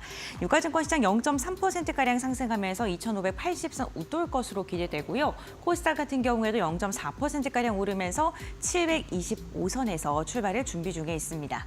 그렇다면 시가총액 상위 종목들은 어떻게 출발 준비 중일까요? 코스피입니다. 우선 오늘 반도체 관련 기업들의 흐름 굉장히 좋습니다. 장 막판에 트럼프의 AI 규제 철폐에 대한 기대감 속에 엔비디아가 강하게 상승하면서 마감했고 SK하이닉스도 이에 대한 영향받으면서 3%가량의 오름세로 출발 준비 중입니다. 여기에 미국의 HBM 패키징 공장에 대한 이야기 이름에 연내에 착공할 수 있다는 소식까지 전해지면서 SK하이닉스의 탄력이 가장 좋고요. LG엔솔 오늘 한 걸음 쉬어가면서 출발할 것으로 보이고 삼성바이오로직스가 오늘 반등 시도합니다. 0.5%가량 상승 출발 준비 중이고요. 어제 강한 상승 나왔던 하나 에어로스페이스 오늘 같은 경우에는요. 봉합권 출발 예상되고 있습니다. 다음으로는 코스닥 함께 확인해 보시죠.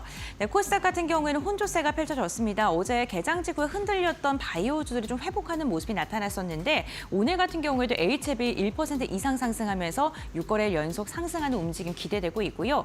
반면 2차 전지 관련 기업들은 오늘도 약합니다. 특히나 에코프로 같은 게 보합권, 에코프로 BM 같은 경우 0.1% 하락 출발 예상되고 있는 상황이고요. 레인보우 로보틱스가 어제 3% 이상 상승하면서 마감을 했죠. 오늘 같은 경우에도 1%에 가까운 긍정적인 출발 예상되고 있는데요. 삼성의 로봇 투자에 대한 기대감 계속 주가를 들어올립니다. 국내 증시 출발합니다.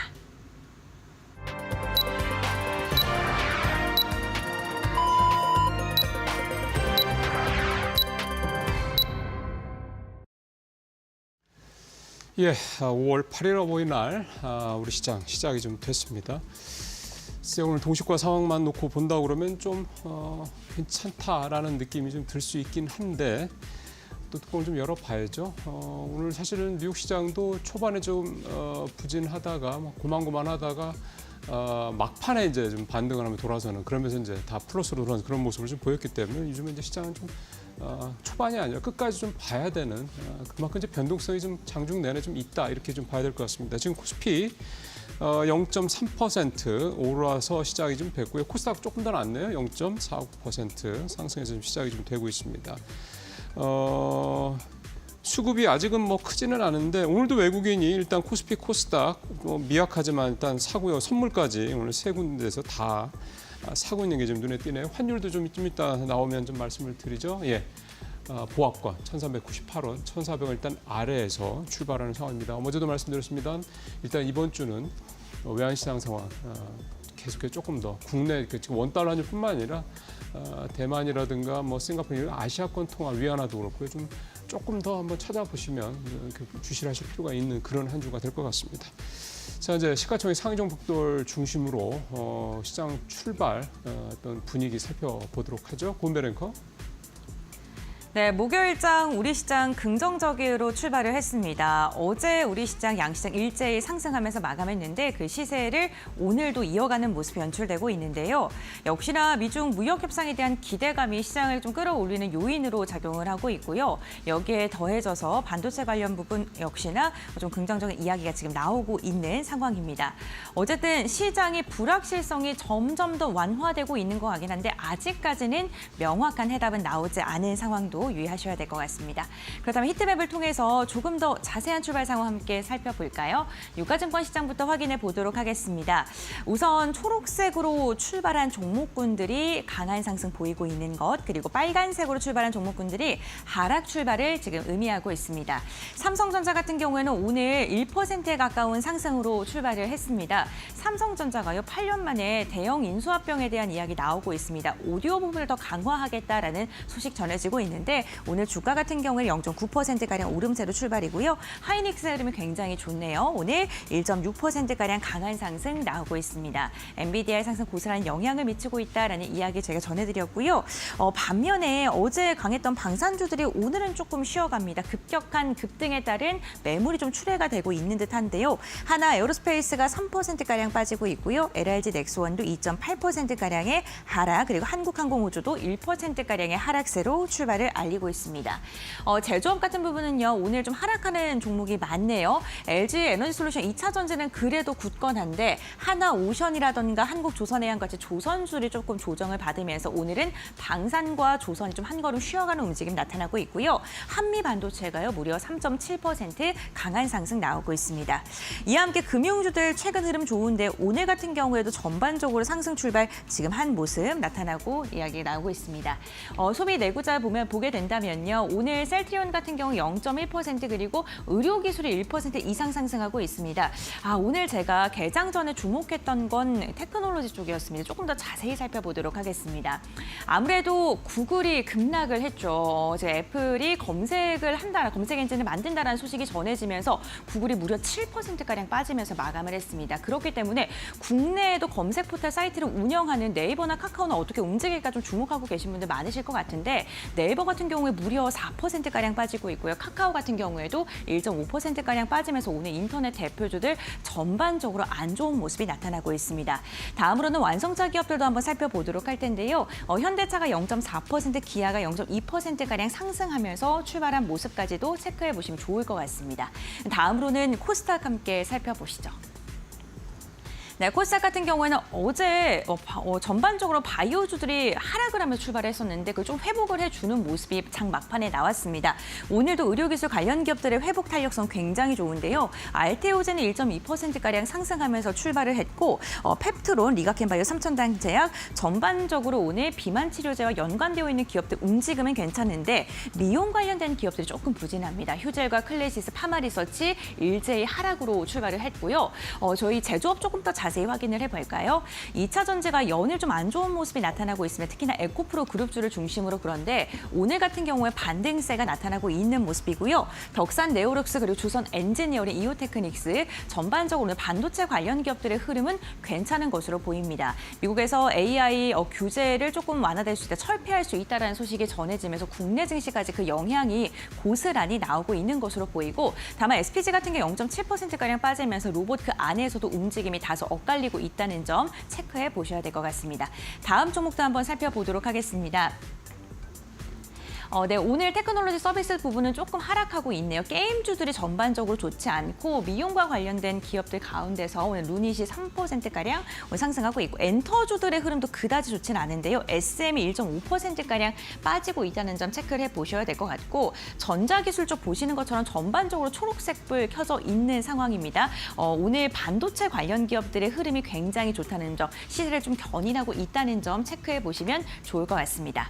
네, 이렇게 개장 직후의 시장 상황 확인을 해봤고요. 전문가들은 과연 어떠한 부분을 주목하고 있을까요? 지금 바로 알아보시죠. 네, 이동훈 대표님한테 좀 말씀 좀 들어보죠. 오늘 출발 좀 가볍긴 합니다. 물론 끝까지 보긴 해야 될 텐데 어떻게 좀 보고 계세요? 일단 뭐 지금 시장 상황 보면은 전반적으로 상승 종목이 더 많은 상황이 네. 오늘은 좀 출발이 되고 있고요. 특히 이제 오늘 가장 부각되는 쪽은 역시 이제 반도체 쪽이 좀 눈에 띕니다. 역시 이제 지금 화면에도 나왔습니다만은 국가별 등급에 따른 AI 반도체 수출 통제 계획, 바이든 정부 때 이제 그 초안을 마련해 놓은 건데 이 부분이 이제 폐기가 되면서 결국 이것을 그 국가별 어떤 관세 협상에 녹여내겠다라는 게 어떻게 보면 트럼프 정권의 생각인 것 같아요. 그러면서 이제 어떻게 보면 이제 반도체 그 업종 입장에서는 일단 좀 우려가 조금은 누그러진, 물론 향후에 이제 관세 협상에 따라서 또 다른 우려가 생길 수는 있겠지만은 일단 이런 부분들이 오늘 반영이 되면서 뭐 그 관련된 역시 이제 그 어떤 그 밸류 체인에 있는 종목들 전반의 어떤 상승 흐름이 나타나고 있다. 이 가장 앞에서는 역시 SK하이닉스의 최근 흐름이 이러한 어떤 반도체의 전반적인 상승을 좀 이끌고 있다 이렇게 말씀드릴 수가 있겠고요.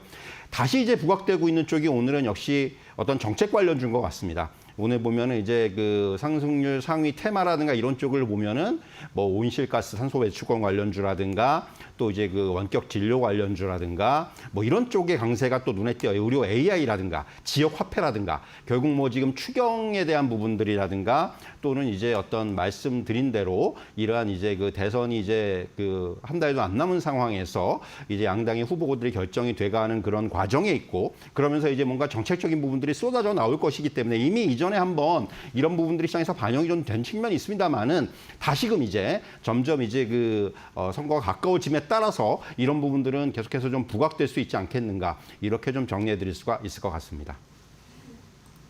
네. 자, 이번에는 신일섭 위원님 출발 상황 어떻게 좀 보고 계신지 말씀 들어볼까요? 네, 지수부터 보겠습니다. 자, 코스피 지수 지금 2,582.19, 2,600선을 지금 다가서고 있는 모습이죠. 8.39포인트, 8.76포인트 왔다 갔다 합니다. 0.34% 상승하고요. 코스닥은 727.70, 730선 돌파를 눈앞에 두고 있습니다. 4.89, 4.93포인트 정도 오르고요. 0.68%입니다. 자, 1개월 대비 수익률이 정말 좋아졌네요. 코스피가 12.21%, 코스닥이 12.34%. 자, 이렇게 되면은 지금은 이제 동학개미분들을 부러워할 때가 또 됐는데요. 이렇게 되면 지금 서학개미분들은 겹으로 힘든 겁니다. 이렇게 되면 지수가 떨어지고 그 종목이 떨어져서 수익률이 마이너스 난 데다가 지금 달러 가치까지 하락하니까 겹으로 마이너스예요. 근데 반면에 지금 동학개미분들은 오히려 지금 서학개미분들의 비아냥을 받다가 이번 연도에 완전 역전이 됐죠. 이렇게 되면 시세가 상당히 좋습니다. 특히 이제 좌방산 우조선으로 불리는 방산이나 조선주를 제대로 타신 분은 정말 그 지난해, 지지난해에 그 어떤 동학개미 분들이 받았던 비아냥을 배로 갚아주는 지금 수익률을 거뒀으리라 생각이 됩니다. 한화 에어로스페이스가 대표적으로 지금 그 보여주는 시세죠. 자, 코스피는 3개월 대비 플러스입니다. 2.08% 플러스고요. 코스닥은 3개월로 늘리면은 아직은 마이너스 3.58%입니다. 지금 코스피보다 조금 뒤져 있기 때문이죠. 코스피는 이미 2,600선에 도달되면서 밑에 지금 이동평균선 역배열로 되어 있던 것을 차례대로 모두 다 격파했습니다. 그렇죠? 지금 관세 전쟁의 여파로 인해서 급락을 했던 그 자리에서 지금 이동평균선이 완전 역배열이 되었었죠. 근데 지금 5, 10, 20, 60, 120을 순서대로 돌파를 하면서 모든 이동평균선 위에 다 올려놨습니다. 자, 코스닥은 지금 오늘 61선을 다시 재돌파하면서 마지막 남은 이제 이동평균선이죠. 코스닥도 지금 형님을 따라가는 모습이고요. 코스닥의 730선과 코스피의 2600선 돌파가 지금 또 기대가 되고 있는 순간이고요. 자, 그다음에 이제 원달러 환율 같은 경우에는 의외로 지금 급락을 하는데 달러 인덱스의 지금 이 급락 100을 깼죠. 달러 인덱스가 주요 6개국 통화에 대비한 달러의 가치가 지금 여기가 박스권 중단이 한 105 정도 됐었는데 지금 99로 깨졌습니다. 100까지 깨져버렸고 순간적으로 급락이 일어나서 2021년부터 진행되어 온 4년간의 저점을 깨트려 버렸습니다. 지금 60개월 선마저 깨고 맨 마지막에 120개월 선까지 지금 내려가 있는 상태거든요. 자, 지금 이게 미국의 국력의 어떤 훼손이냐 아니면 잠깐의 어떤 흔들림이냐 뭐 워렌 버핏은 지금 마지막으로 내가 보아온 그 오랫동안의 지금 상황에 있었던 예전의 베어마켓은 아니고 지금 같은 경우에는 뭐 걱정할 필요 없다 뭐 이렇게 얘기를 했지만 그것이 뭐 립서비스인지 진짜인지는 다시 반복이 될런지 모르겠습니다. 물론 오랜 경험이기 때문에 확률적으로는 높겠죠.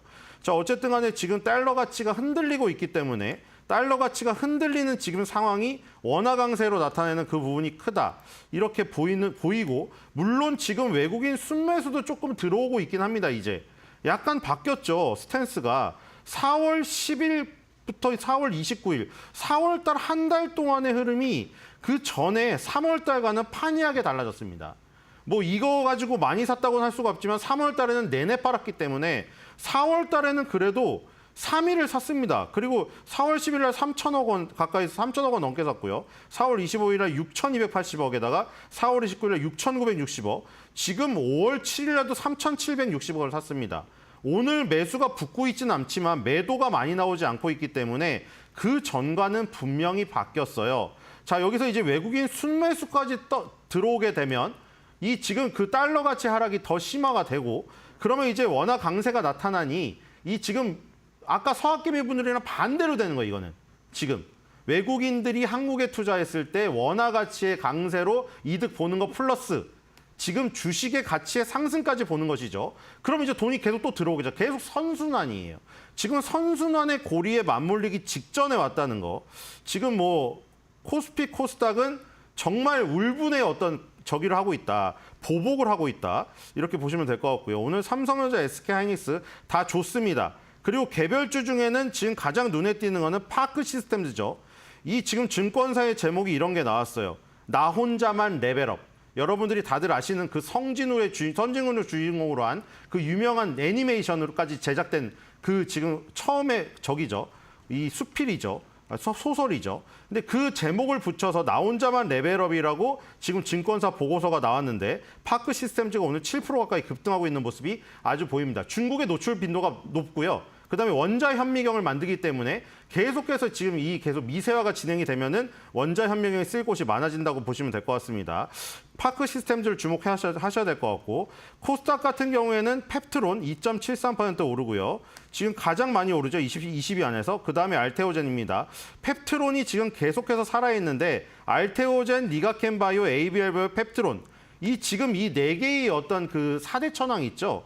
요게 지금 계속 살아 움직이고 있다. 그중에 이제 일라이릴리발 지금 경구용 비만 치료제 이게 또 하나가 살아나고 있기 때문에 펩트론이 지금 4대 천왕 중에서 가장 모멘텀이 세다. 알테오젠은 지금 할로자임이 소송을 거는 바람에 약간 그 걸림돌이 있습니다. 그럼에도 불구하고 주가가 많이 빠지지 않고 있는 건 머크와의 함께하는 그 이 어떤 연관된 이 부분이 아직도 강력하다 이렇게 보입니다만 지금은 펩트론이 조금 더 모멘텀이 강하지 않나 이런 생각이 듭니다.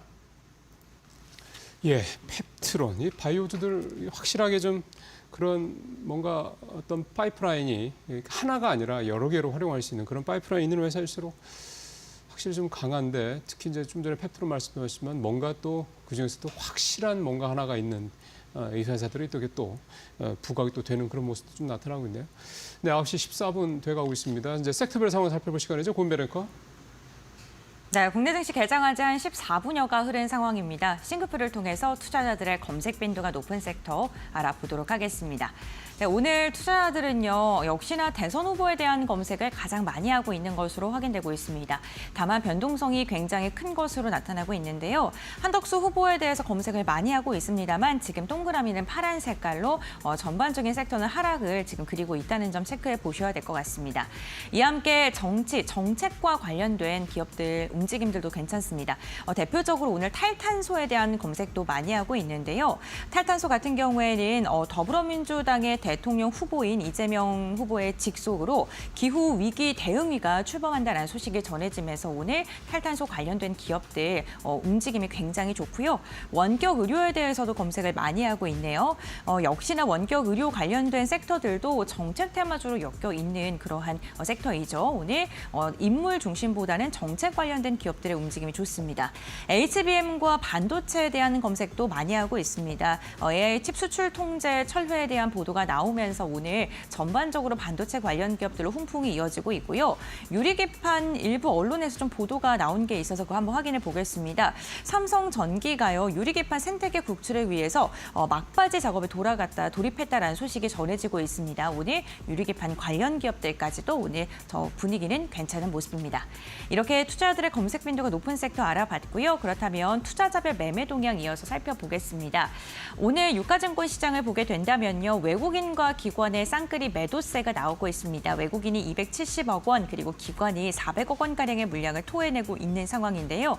어제 들어왔던 외국인의 투심이 하루 만에 다시금 돌아선 모습, 개인이 600억 원 이상의 물량을 홀로 담아내고 있습니다. 코스닥도 함께 보겠습니다. 네, 코스닥도 외국인과 기관의 쌍끌이 매도세 나오고 있습니다만 그렇게 매도의 폭이 크지는 않습니다. 경계감이 좀 이어지고 있다는 점 체크해 보셔야 될 것 같습니다. 다음으로는 상승률 상위 종목 살펴볼까요? 유가증권 시장입니다. 유가증권 시장 보시게 되면은 평화그룹주들이 일제히 두 자릿대 강세가 나타나고 있습니다. 평화홀딩스와 평화산업이 12%, 19%가량 상승하는데 김문수 후보 테마주로 엮여서 움직이는 기업이고요. 그린케미칼 같은 경우에는 오늘 탈탄소와 관련해서 대장주 움직임 보여줍니다. 16%가량의 강한 상승 지금 포착되고 있습니다. 다음으로는 코스닥 상승률 상위 종목 한번 보시죠. 오늘 시장에 새롭게 입성을 한 로봇 관련 기업이 있죠. 나우 로보틱스인데요. 공모가 대비 무려 154%의 시세를 내뿜고 있고요. 17,280원대 움직임 가져갑니다. 에콰이어 블루엠텍 같은 경우는 가격제 한포까지 강한 상승 나오고 있는데요. 오늘 권리락 효과 때문에 오늘 상대적으로 강한 상승 나오고 있고요. 블루엠텍이 오늘 그래도 비만약 전반적으로 흐름 괜찮은데 시세가 가장 좋습니다. 대우특수강 29% 상한가 올라섰고 상지건설 같은 경우는 테마주죠. 21%가량의 오름세가 포착되고 있습니다. 전반적으로 상승률 상위 종목 보면요. 개별 이슈가 있는 종목들 그리고 정치, 정책 테마주들의 움직임이 강한 것으로 확인이 되고 있습니다. 그렇다면 전문가들은 오늘 개장 중 어떠한 종목을 조금 더 관심 있게 보고 있을지 지금 바로 알아보시죠. 네, 뭐 정치 테마주는 이제 오늘도 이렇게 움직이는 모습 좀 보이고 있습니다. 근데 좀 좁혀지고 있는 건 확실하죠, 그죠? 예, 그런 부분들 좀 감안하시길 바라겠습니다. 자, 종목별 흐름들 이제 두 분 어떻게 보고 계신지 말씀 들어보겠습니다. 이 대표님 오늘 어떤 게 좀 눈에 띄십니까? 사실 이제 뭐 상승 종목들은 앞서도 잠깐 언급드린 바가 있고 업종들도 이제 많이 언급을 드렸는데 저는 좀 이제 특징적으로 오늘 네이버 같은 종목이 좀 눈에 띄어요. 사실 이제 오늘 하락폭이 좀 큽니다만은 네.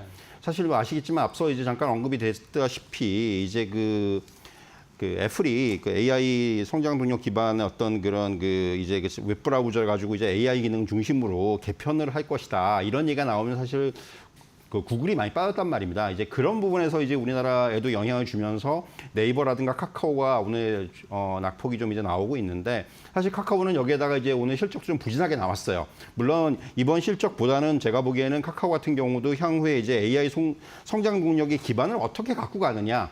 이제 뭐 지금 부랴부랴 뭐 카나나 CBT 시작으로 해가지고 이제 AI 관련된 이런 어떤 서비스들을 계속해서 이제 선보일 것으로 보이는데 이런 것들이 어떻게 보면 향후 주가 흐름에 키가 될 수 있을 것으로 보여지고요.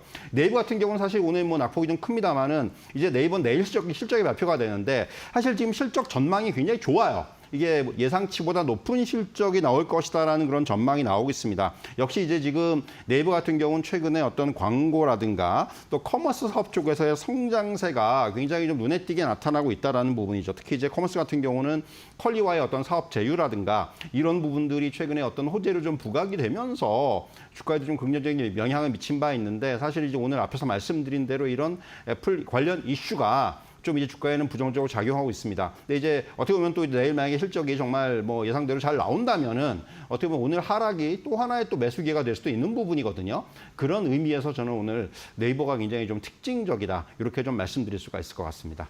예, 지금 뭐 네이버 카카오 말씀도 하셨습니다만 사실은 또 특히 이제 좀 유력 후보죠. 이재명 민주당 후보가 이 AI 관련돼서 뭐 100조 얘기도 하고 막 그러지 않습니까? 이제 이게 사실은 뭐 대선 공약이다 뭐 이런 차원에서 봤을 때 과거의 사례를 보면 이제 뭐 원래 그렇게 좀 크게 던져놓고 뭐 뒤에 가서 뭐 언제 그랬었지 뭐 이렇게 하는 경우들이 흔하기 때문에 뭐 많아서 과연 이제 얼마나 의미를 부여할 수 있겠냐 이렇게 볼 수도 있긴 한데요. 근데 이번에 조금 AI와 관련된 부분은 좀 다르게 봐야 될 게 뭐 100조라는 그 규모 뭐 이 어떤 부분보다도 지금 우리가 AI에서 뭘 하지 못하면 정말 이제 완전히 밀려날 수 있거든요. 지금 뭐 새 정부가 나와서 여러 가지 해야 될 일이 좀 많은 상황. 그중에서도 가장 좀 심각한 부분이 경제 부분인데 이 부분에서 좀 우리의 글로벌 경쟁력 또 잠재 성장률 이런 것들을 끌어내기 위해서 AI를 손 안 대고 어떻게 되겠습니까? 그게. 당연히 어느 정부가 들어서든 간에 AI에 대한 투자는 사실은 정부 차원에서 안 할 수가 없기 때문에 그런 점들까지 감안하면 사실은 가장 선도에 있는 게 두 회사죠.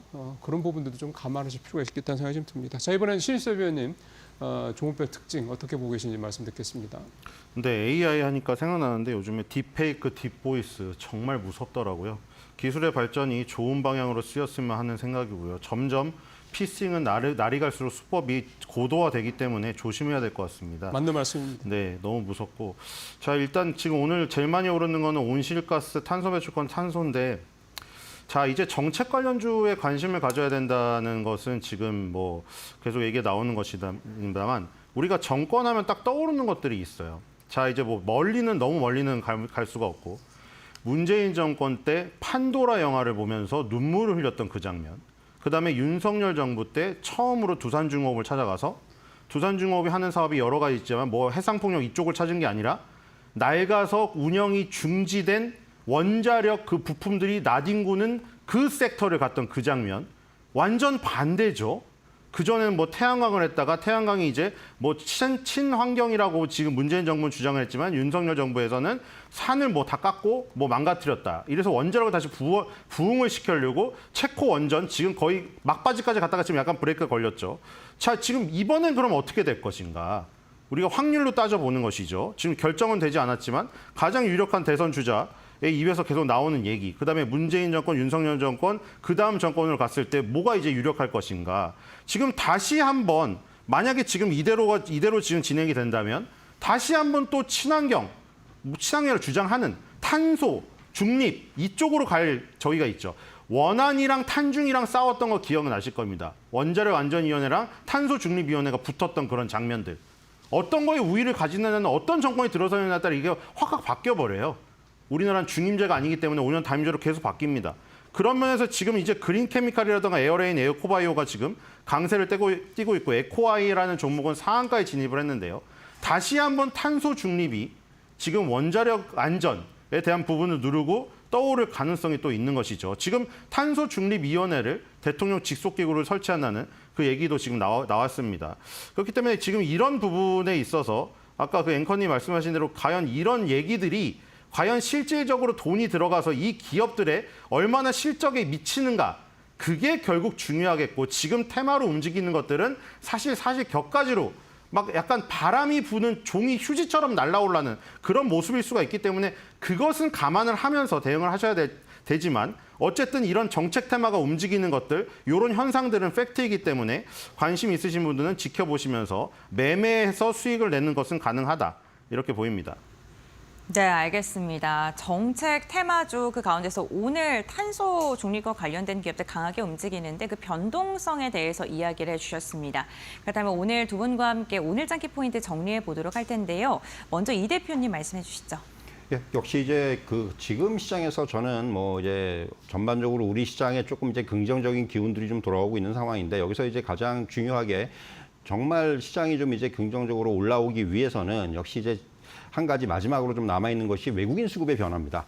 사실 이제 최근에 이제 그 환율이 이제 좀 다시 1,400원 밑으로 좀 그 어떻게 보면 원화의 어떤 상승 흐름이 방향성으로 나타나기 시작을 하면서 외국인들이 이제 좀 사줄 거라는 기대감들은 좀 높아지고 있거든요.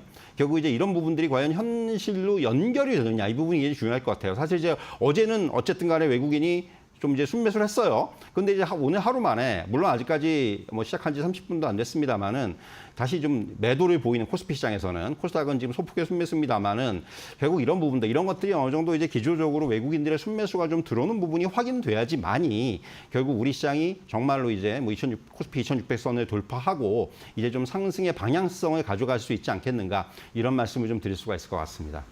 네, 알겠습니다. 외국인의 수급의 연속성 좀 체크해 봐야 된다라고 이야기해 주셨고 그다음 신 의원님은 어떻게 선정하셨을까요? 네, 방산주 끝없는 랠리, 뜨거운 손잡이를 잡아랍니다. 작년에 기억하실지 모르겠지만 한화에어로스페이스가 중간에 한번 쉬었던 타이밍이 있어요. 그때 월봉에서 항상 10개월 선에서 지지가 되고 거기서 랠리가 다시 나온다고 하는 차트를 돌려보십시오. 그 10개월 선이 얼마나 아쉬운 타임머신이 있다면 돌아가고 싶으실 겁니다. 지금 돌아갈 수 없지만 다음에 또 만약에 대시세를 내는 그런 어떤 종목이나 섹터가 나타난다면 반드시 그걸 적용하시기 바라고요. 한화에어로스페이스 이제 100만 원을 목표로 합니다. 자, 지금 이격이 상당히 많이 벌어졌지만 이런 시대를 움직이는 우리나라는 특히 그럽니다. 시대를 움직이는 섹터가 탄생됐을 때는 이격을 무시한 채 거의 끝까지 지고 올라가서 맨 마지막에 더 이상 갈 수 없을 정도까지 간 다음에 떨어뜨리는 경우가 많습니다. 그렇기 때문에 아무리 뜨거운 손잡이라도 지금은 손이 될지언정 잡을 때라는 생각이 듭니다. 네, 알겠습니다. 방산주에 대해서 오늘 좀 강조를 해주셨습니다. 이렇게 오늘 두 분과 함께 개장 직후의 투자 포인트 짚어봤고요. 오늘 말씀은 여기까지 듣겠습니다. 고맙습니다. 수고하셨습니다.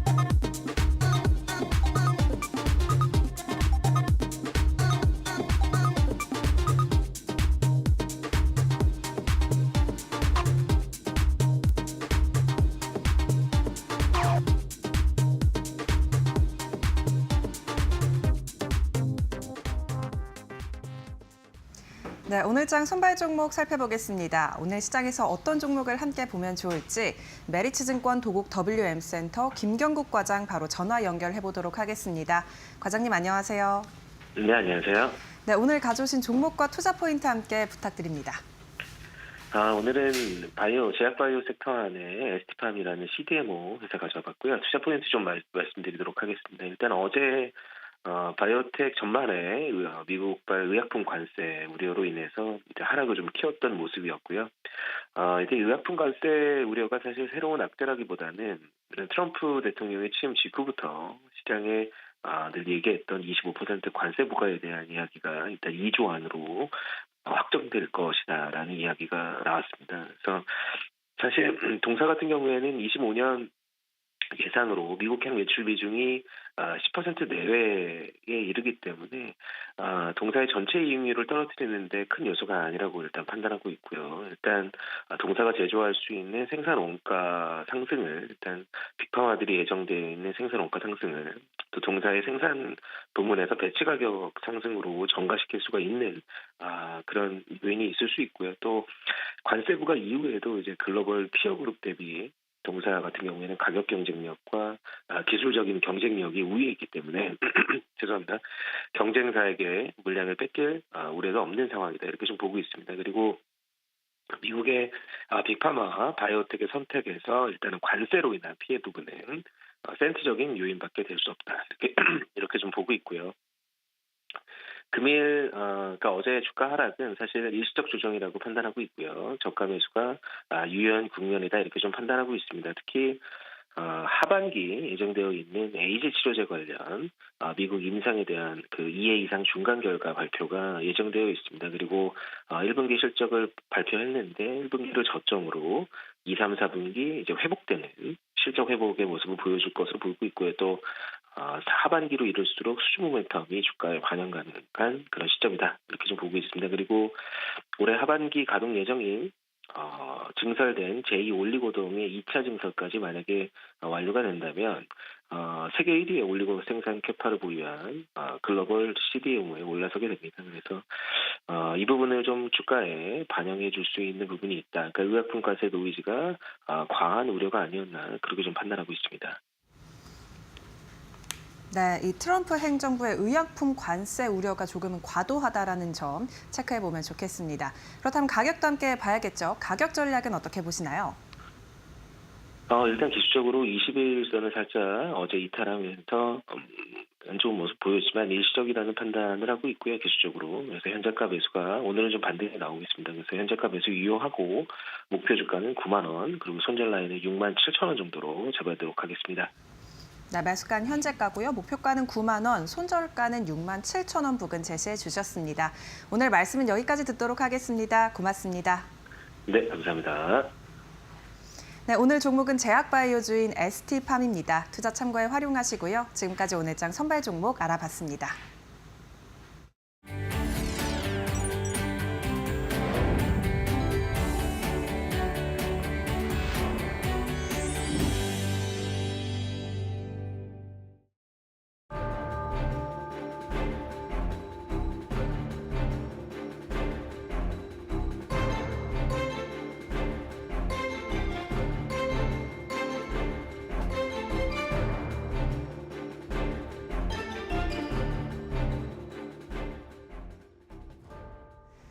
이코노미톡 시작을 하겠습니다. 최근 달러원 환율이 6개월 내 최저치를 찍는 흐름이 나타났습니다. 그리고 동아시아 통화 강세 현상이 나타났는데 환율 이야기 궁금하시죠? 그래서 모셨습니다. 오늘 이 시간은요. 신동준 숭실대 금융경제학과 교수와 말씀 나눠보도록 하겠습니다. 교수님 어서 오세요. 네, 안녕하세요. 네. 어제도 그렇고 환율 이야기 좀 일색이었던 것 같습니다. 네. 일단 환율이 장중에 1,370원까지 떨어져서 이게 웬일인가 싶은 흐름들이 있었어요. 왜냐하면 트럼프 행정부 들어서고 나서 거의 환율이 이제 1,500원 선을 위협해 갔다가 트럼프 집권 전까지 지금 되돌아온 상황이거든요. 네. 이거 우리가 어떻게 파악해야 될지 굉장히 중요한 화두입니다, 지금. 예. 뭐 일단 환율이 우리가 쉬는 동안에 아시아 통화들이 특히 동아시아 통화들이 굉장히 강했던 이유는 미국과 중국의 무역 갈등이 이제 해소가 되지 않겠는가, 완화가 되지 않겠는가라는 기대가 있었고요. 그렇다 보니까 미국이 양자 협상을 통해서 이 동아시아 국가들에게 한국, 대만, 태국, 인도네시아 이런 통화들이 강했어요. 중국을 포함해서요. 그래서 동아시아 통화들의 절상을 요구할 수 있지 않겠는가, 예. 유도할 수 있지 않겠는가, 이런 관측 때문에 환율이 좀 강했습니다. 네. 우리나라 원화뿐만 아니라 이렇게 보면은 중국의 위안화나 대만 달러도 동반 강세 흐름을 네. 보였어요. 그래서 정말 미국이 미국 외에 다른 나라의 또 주요 통화의 절상을 요구하는 것이 아닌가.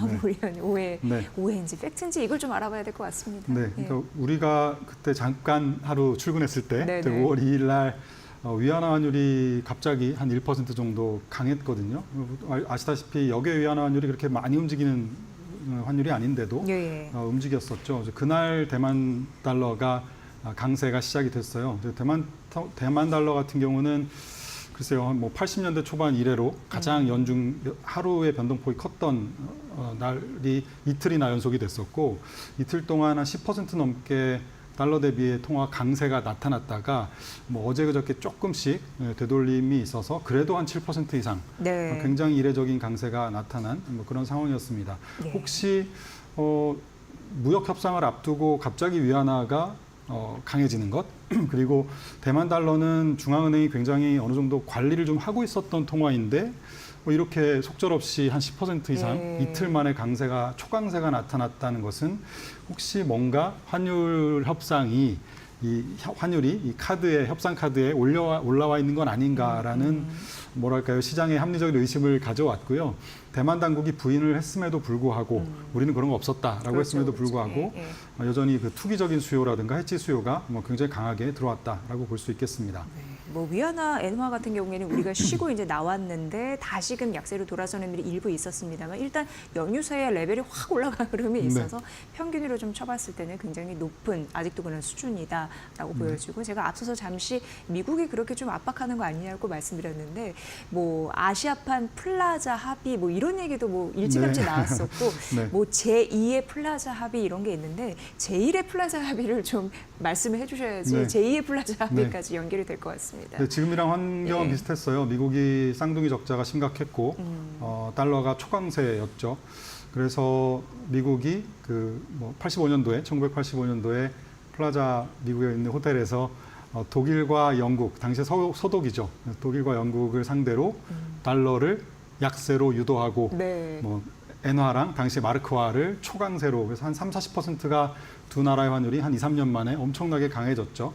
그래서 그 영향으로 사실 그 이후에 뭐 한 번의 루브르 합의라는 1년 반 뒤에 또 한 번의 합의가 있었습니다. 네. 그 합의는 뭐였냐면 충분히 이제 달러가 약해졌으니 이제는 일본과 독일은 금리를 인하해라. 내수를 부양해라. 해서 미국 물건 사달라. 뭐 이런 얘기였습니다. 이게 미국 우선주의고 미국 달러 패권이 강하기 때문에 네.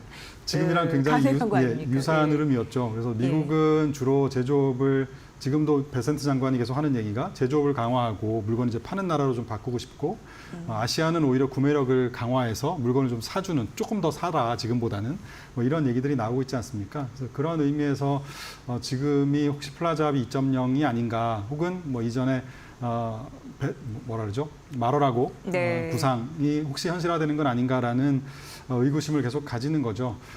사실 가능성은 그렇게 높지 않아 보입니다. 뭐 지금 무역 협상 자체 만나는 것도 쉽지 않은데 그런 뭐 엄청난 합의를 할 가능성은 지금 높지 않아 보이고 그렇지만 실제 합의가 되느냐의 여부와 관계없이 조금만 이제 둘이 만난다 혹은 협상한다 혹은 지금 비관세 장벽에 대해서 특히 환율 조작에 대해서 많이 얘기를 하고 있다 보니까 예. 조금만 이런 얘기 나오면 이거 뭔가 있는 거 아닌가라는 의심 때문에 실제 그 무역에 대한 통화 수요도 있지만 시장에서 나오는 여러 가지 투기적인 수요, 해치 수요 이런 것들이 이제 얹어져서 환율이 훨씬 더 크게 변동성이 생기는 그런 양상이라고 해석하시면 될 것 같아요. 네. 네. 저기 자막에 보면 실제 합의 여부와 관계없이 말어라고 부각 이렇게 되어 있는데 네. 시청자분들의 이해를 위해서 말어라고가 무슨 뜻인지 좀 설명 좀 부탁드릴게요. 네, 말어라고는 예. 이제 트럼프 대통령 별장이죠. 그래서 네. 예전에 플라자 합의에 모아놓고 강제로 뭔가 통화를 한쪽은 약세로, 달러는 약세로, 나머지 통화 강세로 만드는 협의를 했던 것처럼 네. 트럼프 대통령은 아마 말어라고 별장에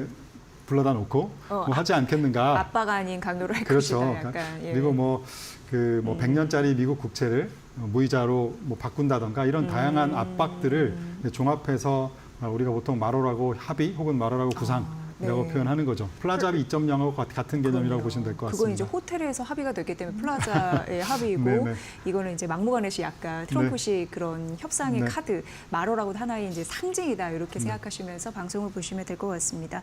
지금 글로벌 포트폴리오 조정이 이제 국면이 시작된 네. 건가 저희가 또 이렇게 콘텐츠 제목으로도 뽑아봤는데 사실 이게 100년 만에 관세 정책이 굉장히 강하게 나왔다라고 얘기가 되면서 네. 지금 많은 분들이 궁금해하시는 지점이 달러 패권이 네. 뭉개지는 게 아니야? 그렇죠. 붕괴되는 거 아니야? 뭐 이렇게 생각하시는 분들도 계시거든요. 네.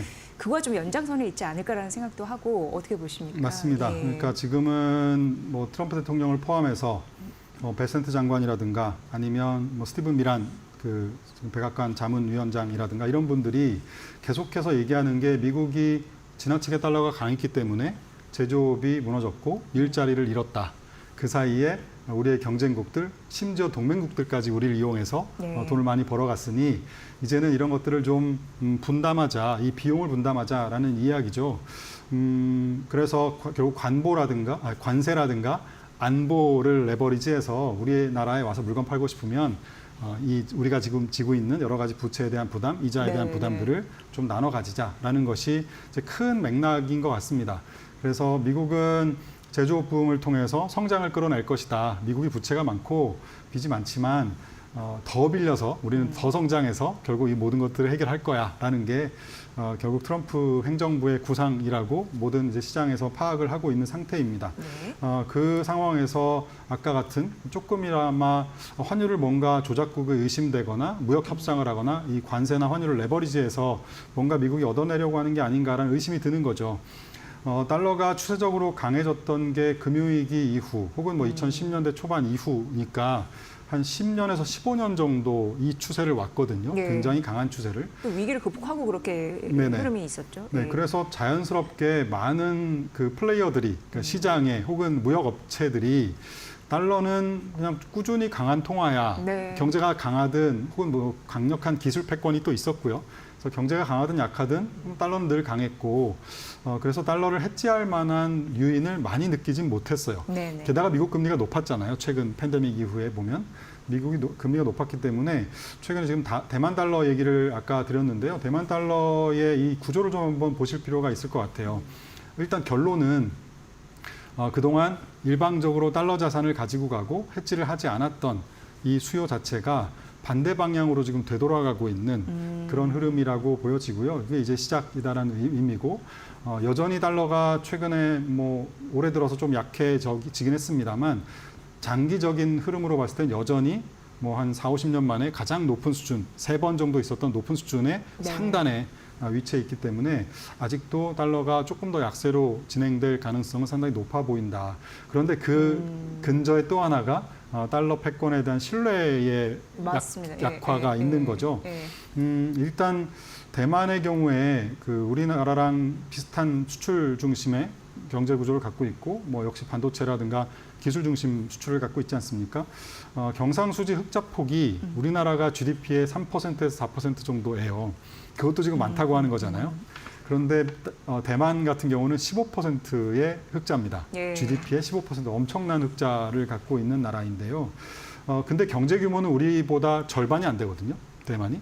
그런데 순 대외금융 자산은 우리가 1조 1천억 달러를 갖고 있고 대만이 1조 7천억 달러를 넘게 갖고 있어요. 네네. 그러니까 해외에 금융 투자가 굉장히 많이 되어 있는 나라죠. 우리나라 경제 규모는 절반도 안 되는데 그 힘은 어디에 있는 건가요? 그 돈이 다 미국의 달러 예. 자산에 대부분 투자가 되어 있고요. 예.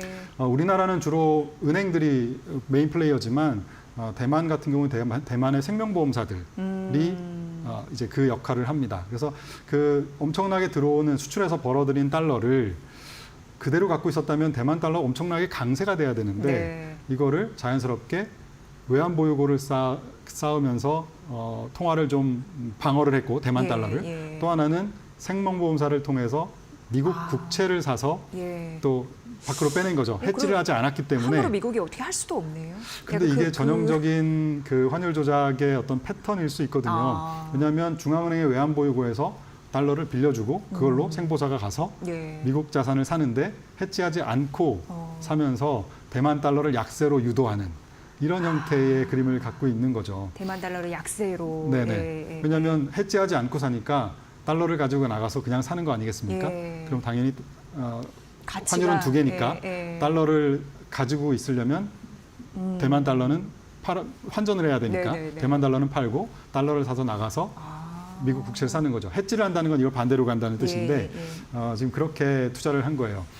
지금 미국 국채를 가지고 있는 양도 우리나라가 지금 1,250억 달러, 대만이 3천억 달러를 갖고 거의 있습니다. 뭐, 예. 그러니까 사실 채권 2배 시장에서는 이상? 예, 특히 미국 채권 시장에서는 굉장히 큰 손이다라고 보시면 될 것 같아요. 대만이. 예. 미국의 대만의 생명보험사들이 한 7천억 달러를 갖고 있습니다만 그 중에서 한 30%를 지금 해지하지 않고 달러를 갖고 있다고 파악이 되고 있어요. 그런데 아시다시피 지금 이틀 만에 대만 달러가 10% 정도 강해졌잖아요. 예. 그 얘기는 뭐냐면 대만의 생보사의 자산이 한 150억 달러에서 200억 달러를 손실이 났다는 얘기입니다. 이틀 만에. 예. 원화로 따지면 한 20조에서 30조 원 어마어마하네요. 정도 되는 돈이 하루 예. 이틀 만에 평가손으로 날아간 거죠. 통화 때문에, 환율 맞습니다. 때문에. 예. 이게 자산이 부실해서가 아니라, 근데 이게 자산이 부실해서가 아니라 평가손이 난 거거든요. 작년인가 재작년에 우리 실리콘밸리뱅크랑 비슷한 패턴이죠. 예. 미국 국채를 왕창 갖고 있었다가 미국 금리 올라가니까 평가 손실이 났고, 그것을 안 투자자 혹은 예금 가입자들이 자금을 인출하면서 이게 문제가 됐고 파산했잖아요. 예. 지금도 대만의 구조를 보면 부채는, 그러니까 보험을 가입한 사람들의 부채는 대부분 다 대만 달러겠죠. 근데 자산은 30% 정도를 미국 달러로 갖고 있는 네, 거거든요. 네. 그러니까 자산과 부채의 통화적인 불일치가 있는 것이고, 예전에 우리가 그 부채가 많을 때는, 달러 부채가 많을 때는요, 환율이 약세로 갈 때 우리가 돈을 갚아야 되는 부채가 양이 많아지니까 항상 아시아 통화 위기라는 표현을 썼는데, 네. 최근에 보면 우리나라를 포함해서 뭐 대만도 그렇고 웬만한 나라들은 다 대외 금융자산, 순금융자산국입니다. 네. 그러니까 부채보다 이제 밖에 있는 투자 자금이 더 많아요. 물론 달러가 강했기 때문이기도 하겠죠.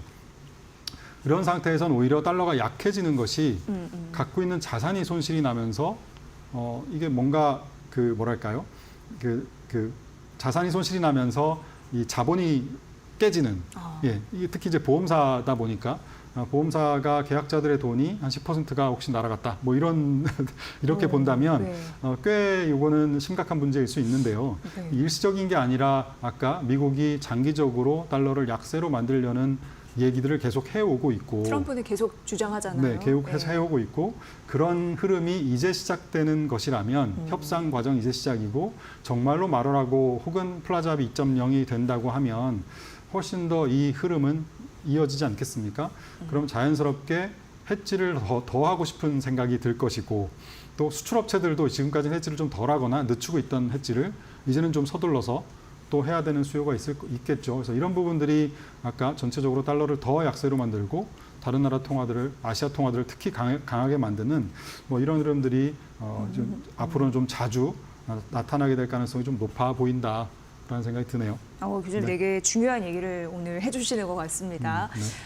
증권사 연구원들, 환율 연구원들 얘기 들어보면은 지금 뭐 환율 같은 경우에는 상방도 신경 써야 되는데 우리가 지금 놓치고 있는, 지금 이 순간 놓치고 있는 네. 하방 압력도 무시할 수 없다라는 얘기를 네. 하고 있습니다. 말씀해 주셨지만 우리가 연휴 사이에 쉴 동안 미중 무역 협상에 대한 기대감 때문에 원화가 이렇게 강세 흐름을 보였지만 이게 다시 평행성을 달린다면 네. 다시금 돌아갈 가능성도 있잖아요. 회귀 본능 그렇죠. 같은. 예. 아까 제가 그 플라자 합의 2.0 네. 얘기를 드렸잖아요. 루블 합의 때 달러는 약세로 만들어 놓고 그다음에 아시아 국가들이 내수 부양을 해라라는 거였는데, 어제 우리 중국의 인민은행을 포함해서 상당한 내수 부양 정책이 발표가 됐지 네, 않습니까? 네. 그래서 이런 것들을 보면서 이게 뭔가 합의된 건 아닌데 아시아 국가들의 경제가 안 좋다 보니까 내수 부양책 쓰고, 한국도 지금 기준금리 인하를 꽤 큰 폭으로 할 수 있다라는 시그널들을 계속 주고 있잖아요. 네.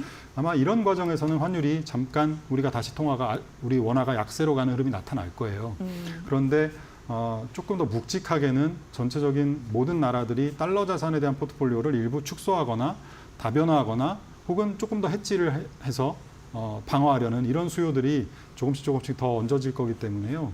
말씀하신 대로 우리가 상방은 트럼프 대통령 별로 신경 쓰지 않는 것 같은데, 지금 이제 상방에 대해서는 굉장히 신경을 쓰고 있기 때문에 예. 오히려 내려가는 거에 대해서 좀 방어가 좀 어려운 그런 상황이지 않나 싶습니다. 네, 1분 정도 남아서 그런데 이제 환율 전략을 좀 부탁드리겠습니다. 네. 예. 환율 전략 방금 말씀드린 대로 일방적인 지난 10년, 15년의 달러 강세에 비추어서 우리가 환 해지하지 않고 투자하는 게 익숙해져 있어요. 네.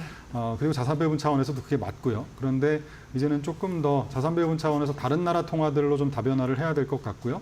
그리고 이제는 좀 해지하고 싶은 생각들도 좀 들겠죠. 그래서 네. 이런 부분들도 조금 이제는 뭐 100% 다 해지하자라는 의미보다는 예전보다는 조금은 더 해지하거나 혹은 다른 통화로 분산하거나 해야 될 필요가 있지 않나 싶습니다. 네. 이 달러의 위상이나 달러의 가치 이런 부분에 대해서 확실히 좀 변화된 부분을 느끼셨나 봅니다. 네. 앞으로 우리 전략에도 약간 좀 수정이 좀 가능할 것 같기도 하네요. 네.